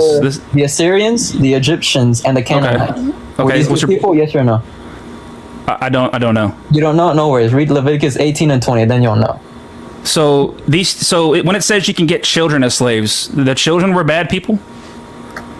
No, they were not bad people. So then what's your point? Read Leviticus 18 to 20. Because they were sacrificing their children in Leviticus 18. Who was? The people they were capturing. It doesn't say they're capturing anybody. It says they're going and buying slaves. When they were enslaved. Right? Let me read it. I don't think you've read this verse. No, I'm gonna read this. I don't think you've read this verse. Okay, there you go running again. I'm addressing you. No. Do you even know the passage that I'm referring to? So you just said, right? Do you know hold on. Do you know the passage when I'm talking about slavery? Do you know the passage that I'm referring to? You're reading at Leviticus 25. Which one? Which verse? You're reading 40. You're reading around 40. And I know what you're trying to get at. 44 through 46. Can I read it? Let me read it, okay? Go ahead. About your men and women slaves, you may get men and women slaves from the other nations around you. Also, you may get children as slaves if they come from the families of the foreigners living in your land. These child slaves will belong to you. You may even pass these foreign slaves onto your children after you die, so that they will belong to them. They will be your slaves forever. You may make slaves of these foreigners, but you must not be a cruel master over your own brothers, the Israelites. It doesn't mention anything about a time of war or anything. This is just God telling his chosen people, the Israelites, that they're allowed to have non-Israelites as slaves. All right. Well, I disagree with that. There's many context shows there. We're at war, but no worries. That doesn't matter. Where? Hold on. No worries. It wouldn't matter. Don't worry. Because you don't. No, you're making a claim. You need to back your claim up. Where does it mention? So I'm just reading. I'm not making any claims. I'm reading what the Bible says. You're making a claim. Look at your whole panel, bro. Stop lying. Okay. I'm not making any claims. I'm reading what the Bible says here. No worries, bro. We'll get to the topic. All right. Let's stay on topic. I don't want to get off topic. All right. So read. So you. I don't even know. Honestly, I don't even know why we're still talking about slavery when you agreed with it. No, I didn't agree with it. So let's get back to topic, bro. Why are you running, What am I running from? We're still talking about slavery. You're talking about other topics. You're saying I'm agreeing with it. I'm not agreeing with it. Stop putting words in my mouth. So did God tell the Israelites they could have slaves or not? He allowed them. No, he didn't tell them to. But he like you said, right? He didn't tell. You actually described it better than I did. You said he actually supported it in a way, right? And he allowed it. But I say he allowed it in a way. He allowed it. Yes, that's my whole argument. You're generalizing it like this is okay for everybody. It's not okay for everybody. No, I never said that. I said that God. This is the way I disagree. I said that God told the Israelites, not everybody. God told the Israelites that they're allowed to. I'm saying that's not what the claim I made. I said he allowed the Israelites to do it to everybody. It wasn't everybody because everybody wasn't good. You didn't even know the people they were enslaving. He said they're allowed to go and get foreigners as slaves. Foreigners, and I asked you who were the foreigners. You're like, I don't know. To me, it's irrelevant who they were. The only thing it is. How is it not relevant? Because the only thing that's relevant to me is that God allows slavery. Well, then you're just closed-minded. Thank you for showing you're closed-minded. You want me to show you how you're closed-minded? Are you Are you going to engage? I'll demonstrate to you how you're closed-minded. Because the people that they were enslaving does matter. There were Assyrians, Egyptians, and Canaanites who were doing bestiality. They're committing adultery. You're going to have to give verses for this. Okay, read Leviticus 18. I told you read Leviticus 18. And you want to see where there was. How do you tie? How do you tie Leviticus? Hold on. How do you tie Leviticus 18 back to the foreigners that are being owned in 44? These were the people in Leviticus 25. Okay, show me the verse that says that. Read the whole thing, bro. I need a verse. You can't just say read the whole thing. I need there has to be a specific verse, or you're just making shit up. Okay, all right. Read Leviticus 18, 1 to 3. Leviticus 18, 1 through 3 is going to tell me about the foreigners being owned in 44 through 46. Yep. Okay, let's see. What is it? Leviticus 18, what?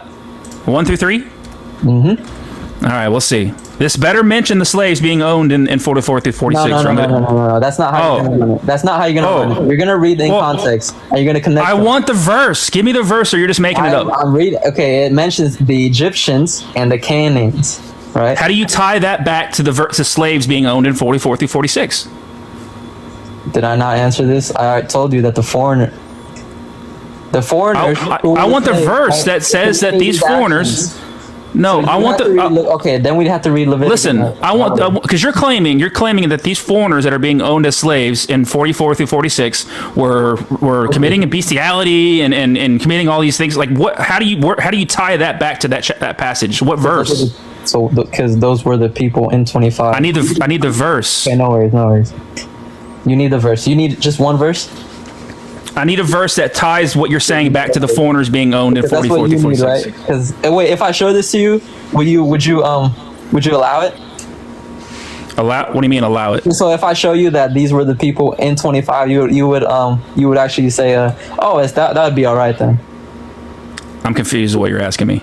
Okay, because you're asking me to connect 19 to 25. Yeah, I'm asking you to provide verses to back up the claims you're making. If I do this, how does this help you?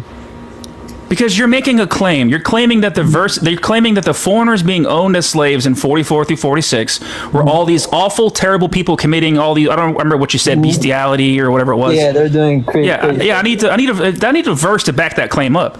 Okay, I got you. No worries.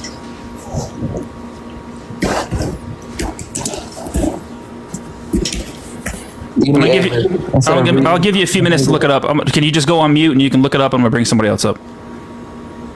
Really? It's on there. You're gonna. Okay, you said you needed to find it, right? So I'm gonna give you a few minutes to find it. No, I told you how to find it. 18 all the way to 25. I need a verse. But you need a verse instead of reading. This is being close. So you're not gonna get. So you don't have the verse to back up your claim. Is that what you're saying? I have the verse. Now I have to give me the verse. What is it? Book, chapter, and verse. Book, chapter, verse. Well, look. What do you mean book? I gave you the book. It's in the book. Give me the verse. You're wasting my time here. You're wasting my time. I've got 11 guest requests. Okay, no worries. You go ahead and run, bro. I'd like the verse now, please, or just. You like the verse? Well, I gave you the context. That you don't need a verse. You need the context. So you're just making shit up. Okay. So you don't have the verse. You're just making shit up. Gotcha.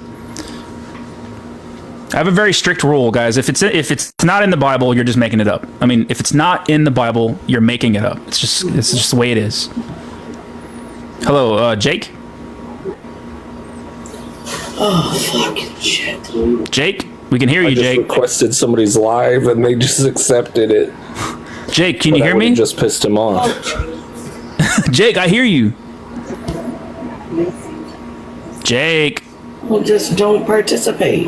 I would have pissed him off because he only wants people that don't agree with him, and I agree with all of his stuff. I was in the comments with this girl. W Jake in the comments, guys. W Jake. That was funny. Make sure you're double tapping the screen. Guys, if you're going to come up here and make claims, make sure that it's in the Bible. I'd like the verse for the claim that you're making. Okay, guys? Thank you, Rachel. Appreciate you. Hello, Catholic. Hello. Hello, how you doing? Doing great. Are you, I'm assuming you're Christian or Catholic? I'm a Bible-believing Christian. Amen, brother. Amen. All right. Where would you like to start at?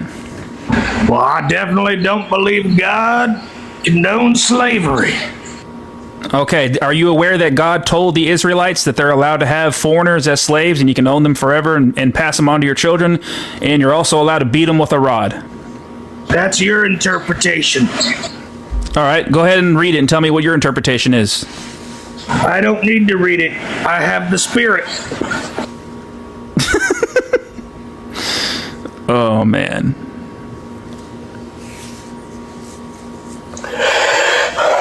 What's up? What's up, everybody? I don't have too much time here, so I just wanted to say that the host is teaching certain things that are not correct, but I do want to correct him on one thing that he did say. He teaches that you're supposed to hate because it's found in the book of Luke, chapter 14. That's what Jesus says. He says that you're supposed to hate your family. But that's what he says. Understand that the word hate means less. You devote it doesn't say to that. God and lesser to your family. But you're adding that wrong interpretation to the people that come up on TikTok. You're adding that. It doesn't say that. It says hate. The word is hate, which it's in reference to less. It doesn't say that. Attention. You give. Did you know? Hey, did you know that words mean words? Did you know words mean words? Yes, words can have many meanings actually. And what does hate mean? In that chapter, it's in reference towards lesser. You're going to give less attention to your family because you're going to be devoted to God. And you're teaching up here that we should be hating our family. Sir, when Jesus says love one another, what does that mean? We know the command. We are supposed to love. But in this chapter, Luke. How convenient. How convenient. That's why. How convenient. When Jesus says love one another, somehow, literally, words mean what they mean. When Jesus says love one another, he means love. Oh, but when Jesus says you must hate your children in order to follow me, it doesn't really mean hate. How fucking convenient, right? Words mean what they want to mean when it means what they mean, what they want it to mean when they want it to mean what it means. You know what I mean?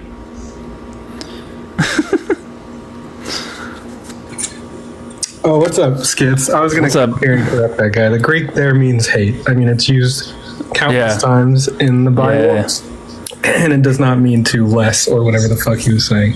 But and of course, when Jesus says love one another, or love your, it literally means love. Then how convenient, right? Very convenient. Let's see if we can get some guests up in here. Guys, make sure you're following Days for Demons, guys. W Days in the comments. I think we're running out of guest requests here. Uh-oh. Thank you guys for the gifts, Benny. Thanks, Benny. Hello, Beast. Hey, what's going on, man? How you doing, man? Are you a Christian? Or do you believe in the Christian God? I believe in the Christian God.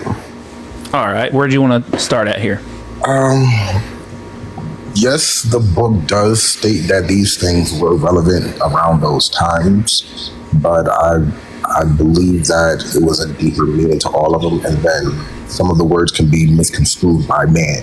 So my thought on it is, I have the same thought of how was it condoned back then. So that's when man falls into play. Like if you look at the Crusades, how the Pope told everyone that he stated that God said that he would forgive all your sins if you would murder these people in this land to recapture the land of Jerusalem. So I don't think God condones it per se. I think men add and take out things that they find to benefit. But in some cases, God commands these things. So it's like you can't say he doesn't condone it when he commands it. I don't say that it was meant to be taken literal for when God said it. What do you mean? So when God commanded King Saul to go and kill the Amalekite babies, you're saying that wasn't literal? Do you believe that was his exact words, or do you believe that was a man that was and using his belief of his religion to have the people? That's what the Bible says. The Bible says that God commanded King Saul to go and kill the Amalekites and all of their babies. Exactly, yeah. Do you believe that it was justifiably that God himself said it, that when the Pope said to kill all these people and Jerusalem? So did God tell verbatim, King Saul? You actually no. So the Bible is lying here when it says that. I think the Bible is a bunch of scripts that were put together by men, not God himself. Well, yeah, clearly, yeah. So the Bible is not the Bible's not reliable, is what you're saying. No. Okay, yeah. I'm just looking. Yeah, well, obviously, we can't have a discussion here if you don't believe that the Bible's true. Okay. But I appreciate you coming up, though. Thank you. No problem. Well, hold on one second. Are you still here? Yeah. Do you believe that Jesus rose from the dead? I'm still debating that and still looking into extra knowledge for it. I don't. Okay. I was going to say, because if you said yes, I was going to say, well, how do you know that? Because the only way people know that Jesus rose from the dead is because the Bible says so. My whole thing with the Bible is things could have been added, things could have been taken out to benefit people. For example, the King James Version was the version of what Pope King James thought that God said people should abide by. But I gotcha. Multiple different translations, and then if you take it into factor, that the original Bible wasn't even written in English, so there could have been many miscommunications. I got you. All right, thanks, Beast, for being here. I appreciate you, man. Good one. Hey, thank you. So and thank you for the $20 Cash App. Thank you so much. Oh, thank you for the gift as well. W. All right, let's go to the next guest, guys. If you don't believe the Bible's true, I mean, really, we can't really have any conversations. Hello, Mike. Uh-oh. Mike, if you can hear me, you had a bad echo. Send another guest request, and I'll bring you up.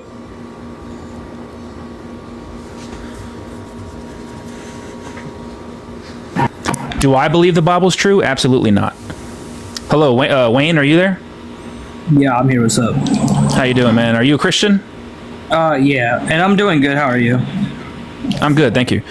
Okay, yeah, so you're a Christian. All right, what do you want to talk about? The topic is that I believe Christianity supports the following: slavery, rape, and murder, etc. Yeah, that's okay. I can understand why you feel that way. Can you uncover your mic, Wayne?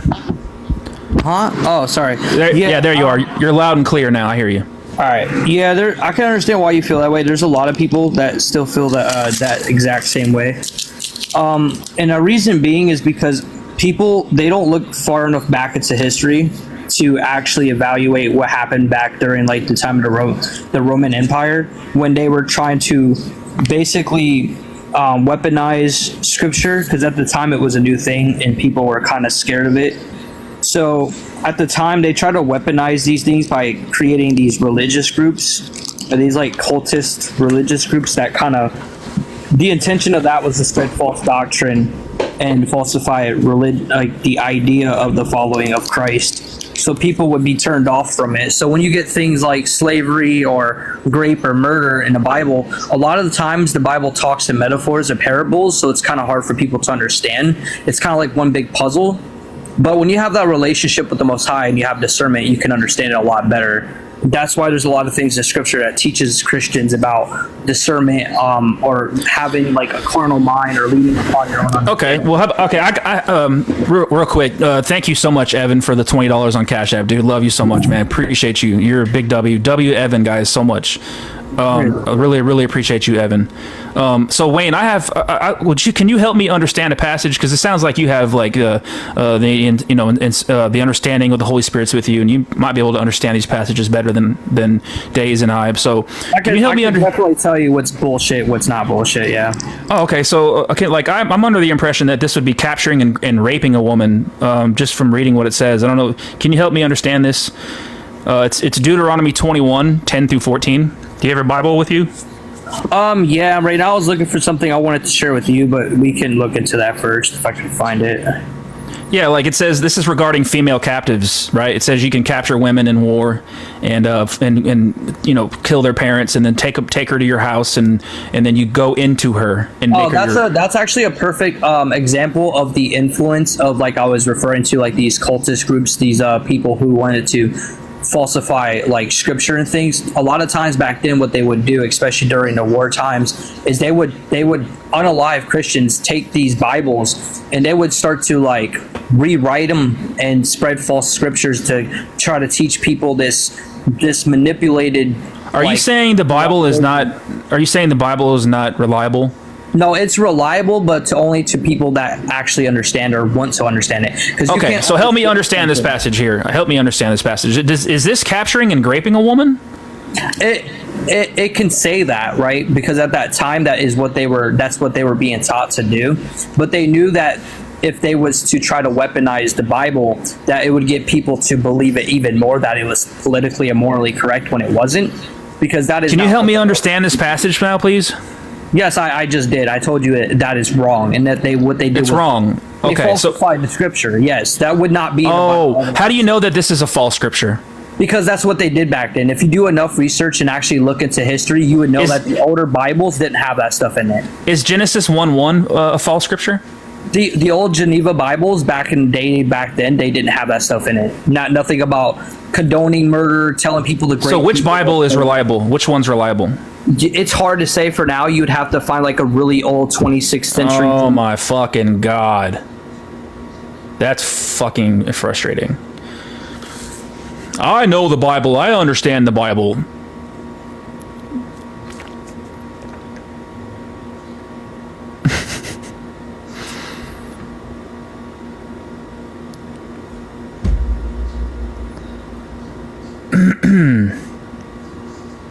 Keep double tapping the screen, guys. Make sure you're spamming the likes. Follow Days, guys. And thank you again, Evan, for that Cash App, dude. You're awesome, man. Love you so much. Let's see if we can get some more guests in here. Oh, man. I got a headache from listening to that last dude, guys.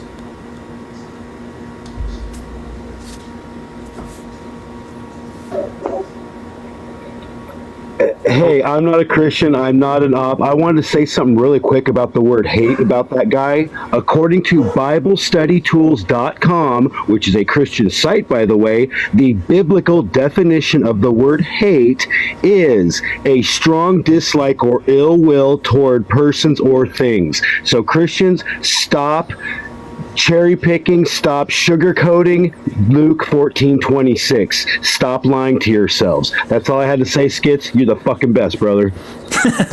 Thanks, man. Appreciate you. You hear that, guys? Stop fucking cherry picking. When it says hate, it means fucking hate. All right? Words mean what they fucking say, you fucking Christians. I'm just kidding. I'm not really that upset. I am kind of upset, though. All right, I got some guest requests, but I've already had them up here. And they're not fun to talk to. Days, what are you doing today? Chilling, man. I've been watching you for the past, I don't know how long you've been live, an hour or so. Thank you, Jay. Thank you. Yeah, I've been live for almost 2 hours. I'm probably going to be calling it here in another half hour or so.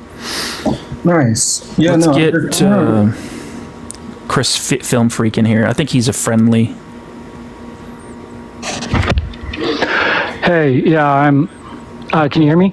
Yeah, I hear you. Okay, great. Yeah, I'm a friendly, but I just wanted to clarify a few things so you can use it moving forward. Okay. Because there was that one guy that was just bothering me so much. So when he had you read that verse from Leviticus 19. That said, do not oppress the foreigners. It's not foreigners or alien. Yeah, alien. Yeah, it is the foreigners that live among you. It's immigrants. It's not all foreigners. It's not foreign slaves. It is the foreigners that live among foreigners. You. It's called Gur. They're called the Gur. It is a specific group of people. Could you do me one more favor? Sure. Read again, I know you've read it many times, read Leviticus 25:45. Also, you may get, this translation says, also you may get children as slaves if they come from the families of the foreigners living in your land. These child slaves will belong to you. The Gur. It's literally the immigrant. You can also get slaves from the friendly immigrants that you allow to live in your country. Yeah. One last thing. So in the next verse, 45, when it says you can own them forever. You may even pass these foreign slaves on to your children after you die so that they will belong to them. They will be your slaves forever. You may make slaves of these foreigners. forever, for all time, also denotes the idea that you own their children, you own their children's children, you own their line for the rest of time. So that is owning them forever. You own them and their family forever. Yeah. So that was just some clarifications for when idiots like that come up again. You can be like, no, that is not, it's definitely not referring to foreign slaves because they are not immigrants. Unless, of course, the immigrants give their children over to you to own forever. All right. So, thank you. just Thank some you for coming up here. clarifications. Yeah, I appreciate that input, Chris, and thank you for that clarification. Oh, no problem. Thank you, guys. Or thank you, Chris. W. Chris, guys.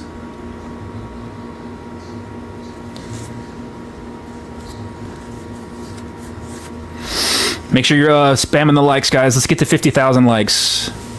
Hello, how are you doing? You know Ash? Are you there, ma'am? You know Ash? You know-ish? How do you say that, Days? I don't know. Maybe you... You know Ash? You know? You knew, or... You knew Ash? Yeah, I don't know. Oh, maybe they didn't mean to be here. So yeah, okay. So yeah, like Chris was saying, like you can own them perpetually. You can own their bloodline. For the slaves that you buy, the slaves that you go out and get from the foreign nations, you bring them back to Israel, and you can own them and own their children and their children's children and their children's children's children perpetually, forever. And obviously there are going to be some foreigners that live in your land that have come there freely. Not every single foreigner in the land is a slave, you know. There are some that travel to... shit, this guy's here. This ought to be fun.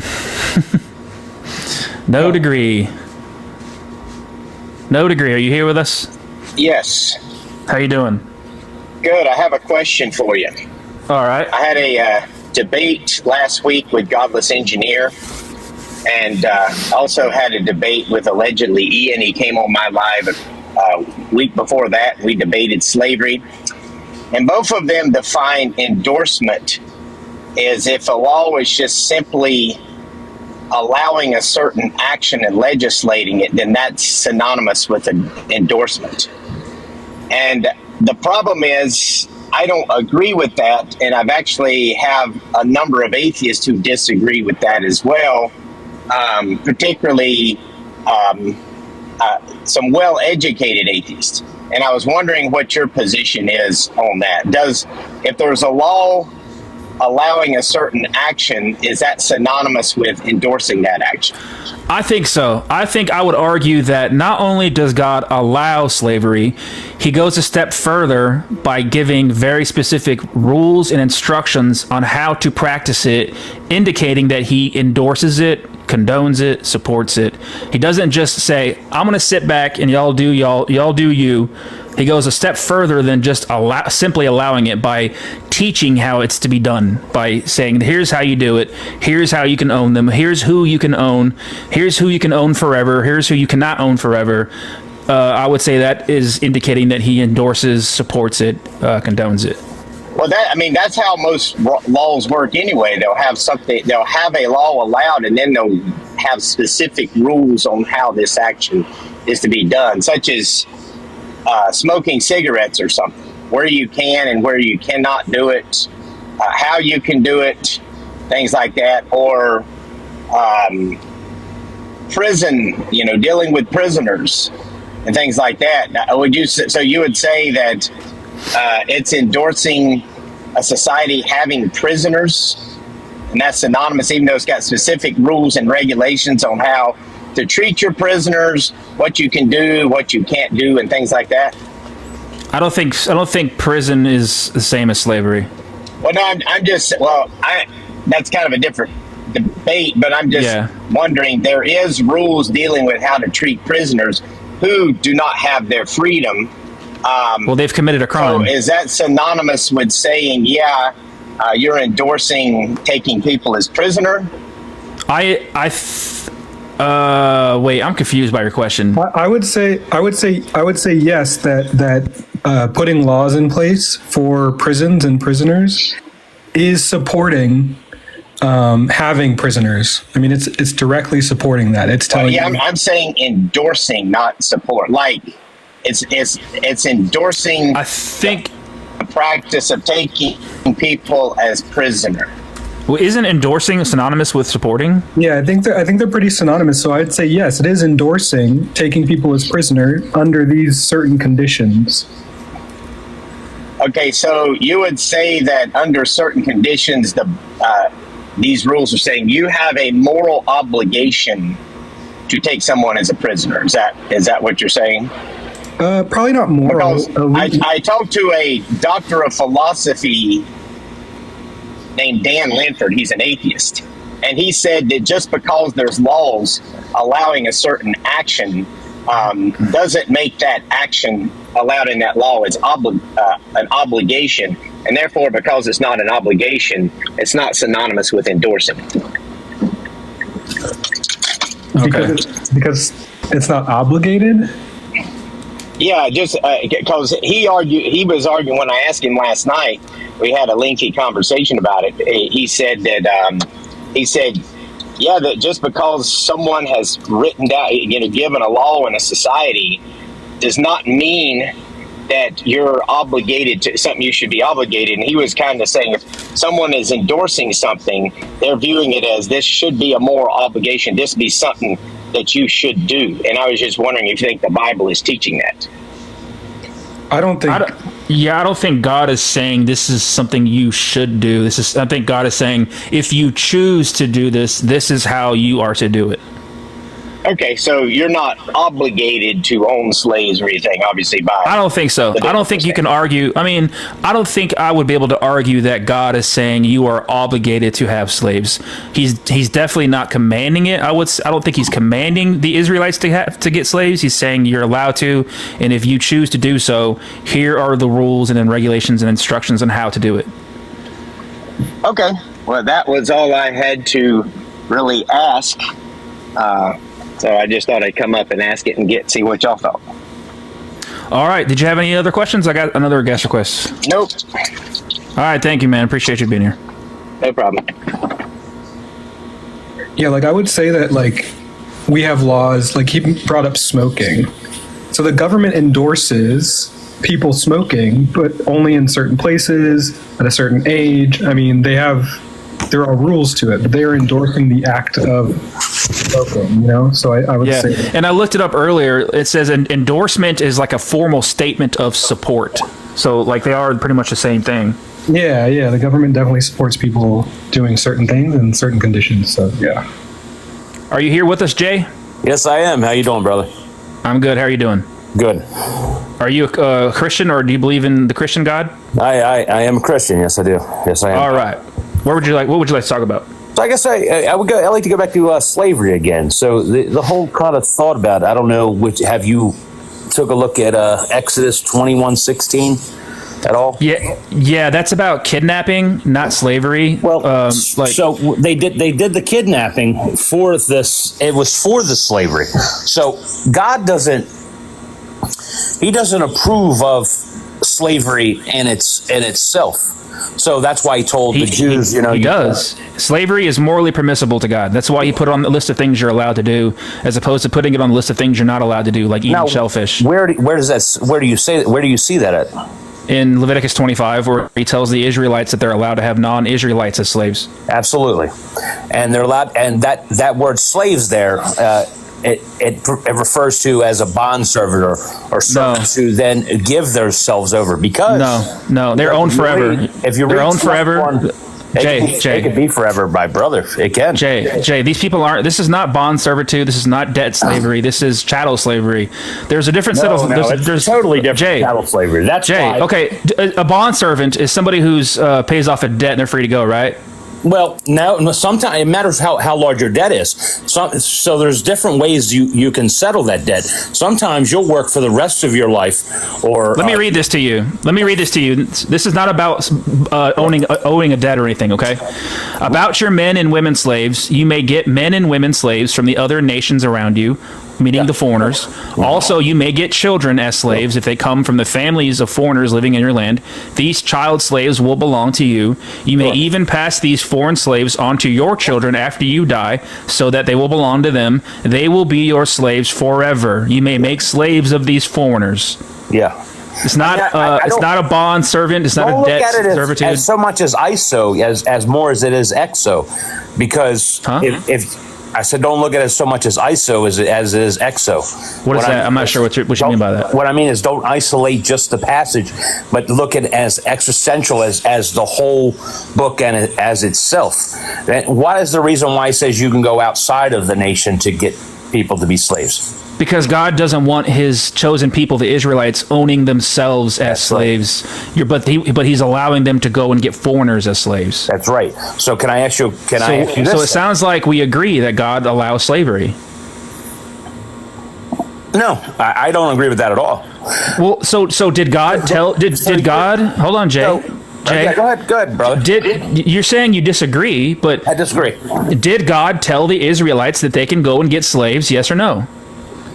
Yeah, they did. So God allows slavery. Well, in such terms, but the word slavery you're using, it's not slave as like a chattel slavery as we're. Jay, it says you can own them forever. You can try to listen. You can try and church it up. Jay, you can try and church it up and call it a butler, call it a maid, call it whatever you want to call it. It says you can own them forever. You can own them for life, and you're allowed to beat them with no punishment as long as the slave doesn't die. Well, he teaches you how to treat the person that taken, because he says you can beat them with a rod. Absolutely, it's not you're taking these. When he says the word slave, it's not you're taking these people as we're just taking. That's why Exodus 21. Yes, it says you can go and get them. Other nations kidnap people and bring them in for slavery. Jay. It is absolutely wrong. So God does not permit it. Right Jay, relax. Exodus 21:16 is about kidnapping. You cannot kidnap a free person, okay? But if you want to have slaves, Jay, hold on. Just goes to show you. Hold on. If you want to get slaves, you must go through the proper legal channels of going into the foreign nations and acquiring slaves. Exodus 21:16 is not about slavery, it's about kidnapping. See, now this is the point I'm making, is because you're saying that God allows so slavery is a forced position. You're taking how your meaning is slavery is a forced position. Is it or isn't it not? Yes, they are not free to go. They are not free to go. They are not free to go. If it's a forced position, then Exodus 21:16 follows on that forced position. No, Exodus 21:16 says you cannot. Exodus 21:16 says you cannot kidnap somebody. Even though God commands kidnapping in Numbers 31, he commands little virgin girls to be kidnapped. The meaning of the slavery is you got it wrong. You're looking at ISO and not EXO. So what is happening here in 44 through 46? What's happening? I don't know. I don't have my Bible on me. It says about your men and women slaves, you may get men and women slaves from the nations around you. Also, you may get children as slaves if they come from the families of the foreigners living in your land. These child slaves will belong to you. You may even pass these foreign slaves on to your children after you die, so that they'll belong to them. They will be your slaves. You may make slaves of them forever. What's happening there? Yeah, that's from war. Absolutely. Oh, okay. Stop me when it mentions. I'm going to read it again, and I want you to stop me when it mentions war. Well, that's what I'm saying. Hold on. Hey, Jay, I'm going to read it again, and I want you to stop me when it mentions war, okay? Well, it's not. About that's what I'm saying. It isn't. The passage you read, it isn't. This is what I'm saying. It's not about war. Don't look at the two passages. You have to look at the whole thing. Also, when you go into what's happening in this Jay, what is happening in this passage? What are you talking about? I just told you. What is God it? says you go, you can have the slave. But now listen. Okay, God allows slavery. You just said you just admitted it. You just admitted that God allows slavery. You listen to this. You also told me that slavery as a forceful action. So that meaning that word slavery in that passage cannot mean a bondservant or any of that. I then went and took your word that you said that slavery is now a forceful action and turned it around to Exodus 21:16 and showed you that Exodus God 21:16 is not about slavery. If anything, we have a contradiction here because you're saying Exodus 21:16 doesn't allow slavery, right? It doesn't allow slavery because well then explain. It's from taking. Well then hold on, Jay. Yeah, go ahead. I'll let you talk, then I'll talk. You're saying I have a verse, Exodus 21:16, that prohibits slavery. Is that what you're saying, right? I said Exodus. Hold on. No. That's not what I said. Exodus 21:16. The person who takes someone from another land to turn them into not a free person any longer. It does not say that. It does not say anything about slavery. And they will kill them. It does not mention anything about slavery in 21:16. That's because they were taking them into slavery. That's exactly. I got to find a Bible here, brother. And then. All right, Days wanted to say something. Go ahead, Days. Yeah. So for one, Exodus 21:16 is a verse about taking a free person as a slave, kidnapping them. Or it doesn't even mention slavery, but it's talking about a free person. As we know from the Bible, people are born into slavery. They are literally born into it. And so the slavery that's talked about in Leviticus would not necessarily be kidnapping. Even if you were to make that argument, that wouldn't make sense. It's talking about taking a free person and kidnapping them, not a slave, for one. Yeah, when you take a free person, they are not free any longer. When they're not free any longer. You're not allowed to do that. You cannot kidnap a free person. Can I ask you a question? Why would they kidnap him? Who was being kidnapped? Who are you talking about? The free person. Why did they kidnap him? I don't know. You're not allowed to do that, though. You're not allowed to kidnap a free person. It also says whether the victim has been sold and why. Jay, you're not allowed to do that. You're not allowed to sell a victim. But Jay, you're not. What you're talking about is you're not allowed to do any of that. But you know what you are allowed to do? You're allowed to go into the foreign nations and get slaves. And then that was the other thing I wanted to say is that you keep saying that the word there, slave, is bondservant or whatever the fuck. So that word in the Hebrew can be translated either way. And the way that we know which word or which version of the word is being used is through the context. And as Skits mentioned and read, the context in Leviticus 25:44-46 is that you are owning this person forever. It doesn't change the fact that what the whole meaning is. It does, Jay, because as you know, a bond servant is a servant who you have for a certain amount of time. Often it was, yes. How about Philemus? Philemus? Can you bring up the verses? Philemon Philemon. No, I can't, dude. I have this one little thing, and it's hard for me to see. So if I could, sure. Now, remember when he was locked up, but Philemon was going to be there for. I mean, Philemon's servant was going to be there forever. Jay, why did God tell the Israelites that they can go into foreign nations and get slaves? Why? I'm also pretty sure that Philemon's slave, what you're calling him, was actually a slave and not a bondservant. So he was a slave because when he was in jail with Paul, they called it a slave, not bondservant. Because when he was in jail with Paul, yeah, I know, that's what I'm saying. That just supports. Paul said back, "Whatever he owes you, I will pay his debt." Okay, well, I'm gonna have to pull up the verses, but my point is that in that story, then that's clearly talking about a bond servant and not a slave. Well, why would it be that and not the other one? That's what I'm saying to you. So apparently, that a bond servant is also called a slave, and the reason why we called it a bond servant is because. Jay, you got muted. I don't know what happened. Can you hear me, Jay? You have to click the little microphone button. I think you muted yourself by accident. My point is that because that word can be translated either way, it doesn't, like, the way that it's used in the verse, like in the sentence. I don't know if you heard me. What? I said my phone was ringing. I don't know if you heard me. We can hear you now. Yeah, we can hear you now. I don't even remember what I just Jay, why did God tell the Israelites they can go into the foreign nations and get slaves and own them forever, and that they can beat them with a rod? Well, one, if it's war, you're allowed to take it. It doesn't mention if war. You go. It may not mention war. It may not mention war at all. It doesn't mention war. But again, I'm talking about the fact why you asked me why. Yeah, why did he do that? Is it because he allows slavery? Is it because he allows slavery? Think about it. Does it give you a reason why is allowed then? What's your reason why? Because God is immoral and allows slavery. That's why he told his chosen people. I am God. I'm immoral. You're allowed to go out. The reason that God told his chosen people that they are allowed to go into the foreign nations and acquire slaves and own them forever is because he allows slavery. He didn't tell them you're not allowed to do this because he doesn't care if they do it. The same way he doesn't care. He cares if they eat shellfish or wear mixed fabrics. He could have put slavery on the list of things you're not allowed to do, like the shellfish and wear mixed fabrics. He put it on the list of things you're allowed to do because he allows it. He absolutely allows. Okay, we agree. We agree. God allows it because he's immoral. So no, it's not because he's immoral. He allows it because he has no. Because slavery is chill. Your life, my friend. Slavery is chill. You're gonna not talk like that in front of God. Fuck God. Fuck God. Fuck Jesus. He will banish you. That's what. Jesus can't save me. You know why, Jay?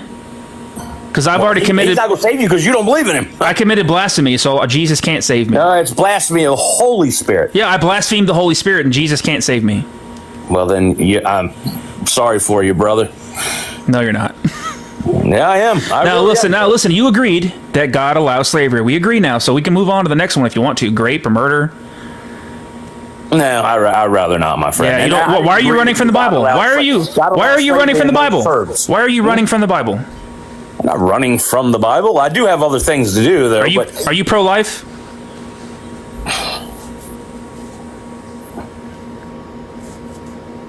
Are you against abortions? Are you against killing babies? I'm pro-life. Is it always wrong for humans to kill babies? I would think so. Yeah. Even if God commands it? I already know where you're going with this one. But is it always wrong for humans to kill babies? Yes, right? It's always wrong. Yeah, it's always wrong. Thank you, Morbid. Appreciate that. Absolutely. Okay, even when God commands it? Where's God commanded it? In 1 Samuel 15:3. What's it say?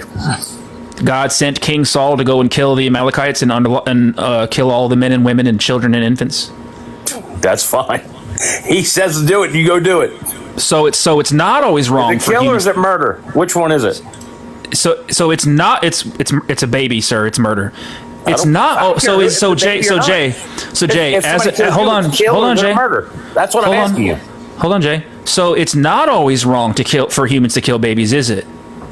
You're twisted, bro. So as a pro-life Christian, know, bro, that's pretty twisted. So Jay, as a pro-life Christian, I want you to say, my name is Jay, and I'm a pro-life Christian, and it's not always wrong for humans to kill babies. I will not say that, my friend. You already did, though. I will. Actually, you're not my friend. First of all, you're, I'm a demon. Yeah, I don't know if you're a demon. I don't know about that. Would you always follow a command from God? Absolutely. So if God revealed, you know what? No, there's times I haven't, man. So if God revealed himself to you in a way that you were absolutely certain it was God and commanded you to go over to your neighbor's house and kill their children, would you do it? You're accuser of the brethren, bro. Yeah, it's probably the fact that you didn't immediately say no. For that, you know what I mean? Fact that you didn't immediately say no. Man, I would love to meet you in a room, bro. The fact that you didn't immediately say no. Man. You know what I mean? I'd like to meet you. I'd love a hug. I would love a hug. I really would, man. I'd love a hug, Jay. Yep. But the fact that you didn't immediately say no is crazy. Man. Like God commanded King Saul to go into the neighboring Amalekites and kill their babies. I hope you don't burn in hell, my friend. So if God revealed himself to you and commanded you to go to your neighbor's house and kill their babies, he wouldn't do that, bro. He wouldn't do that for me. But how do you know he wouldn't do that? Whatever. But I'm saying, we ain't go twist. You're twisting, bro. Listen, man, listen. This is biblical, man. Jay. And all the rest of you, Jay, this is biblical. At the end, my friend. Jay, this is Jay. You can't say that what God, if God says, but don't ask like I've. What if God tells you to go kill your neighbor's kids?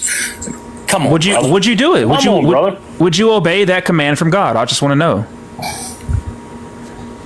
If I'm 100% certain God told me to do something like that, if God revealed Himself to you in a way that you were absolutely certain. Let me tell you this, my friend. I would do whatever God tells me to do, and you take it however you like it. You would rape your own child if God commanded you to? Get out of here! God wouldn't tell me to rape my child. Well, man. you said you would do anything. God would not tell me to rape my Would you child. capture your neighbor's young virgin daughters if God commanded you to? Would you suck a dick if Satan told you to? I would. Would you suck a dick if Satan told you to? Huh? Satan doesn't exist. I have many. I do it. Wow, Christian love. There's the Christian love, guys. No, it's Christian love. I just called you. That's what you are. Jay, they actually taste better when Satan tells you to do it. He knows where the good ones are at. Well, does God have Satanist, bro? I mean, it's all that matters. Jay, does God have knowledge of all things? I'm sure He does. So does God? So does God? I'm going to talk to you today. So does God know what it's like to take a dick up the ass? Because He has knowledge of all things, right? So dude, you're going to learn, bro. You ain't. Does God? Well, in the end of the world, you ain't going to talk like that, bro. When you're dead and gone. Well, yeah. Oh, I'm not going to be talking when I'm dead. Wow, shocker. Nah, well, yeah. No, when you're dead, you go. It's into the afterlife. That's what's going to happen, my friend. Wait, I got a question. If God knows all things, does God know what it's like to suck my dick? Like my physical penis? Yeah, probably ain't got one. Oh, I got one. You want to see it? It's not very big. You ain't got one, bro. I mean, you're not to show me. It's only 2 inches from the ground. Yeah, I got you, homie. Yeah, so God has knowledge of all things, so He knows what it's like to suck my penis. Mine. This atheist guy here, my penis. Just like your God, Satan. What? Your God, Satan. That's your God, right? Or you. Hail Satan. W666. Hail Lucifer. W666 in the comments, guys. Hail Satan. W666 in the comments. Jay, why do you use those F slurs like that? Why do you got to call people that? Call people what? You know what you said. No, say it. The F slur. I don't know what you're talking about, bro. You said it. It rhymes with maggot. Say it. I don't know what you're talking about. You said it. It rhymes with maggot. Why do you say those words? Did I hurt? I'm sorry for hurting you, bro. My bad, man. I did not mean it. I did not mean that. You truly repent right now? I did not mean that. You think Jesus would approve of that behavior, sir? Oh, yeah. I don't know what happened. He left. I don't think Jesus would approve of that behavior, sir. Days, I'm sorry you had to hear that. I hope you're okay. It's okay. Yeah, I know you don't give a shit. Oh, man, that guy was something. I've been called that so many times by fetuses on my lives, so I'm kind of at this point. Let's see if we can get maybe one more guest in here, guys, and then I gotta head out. Hello, Jinx. Jinx, woman on fire for God. Hello. Hello. Bro, you are wrong about the way you said about God telling Israelites to go have slaves. Yes.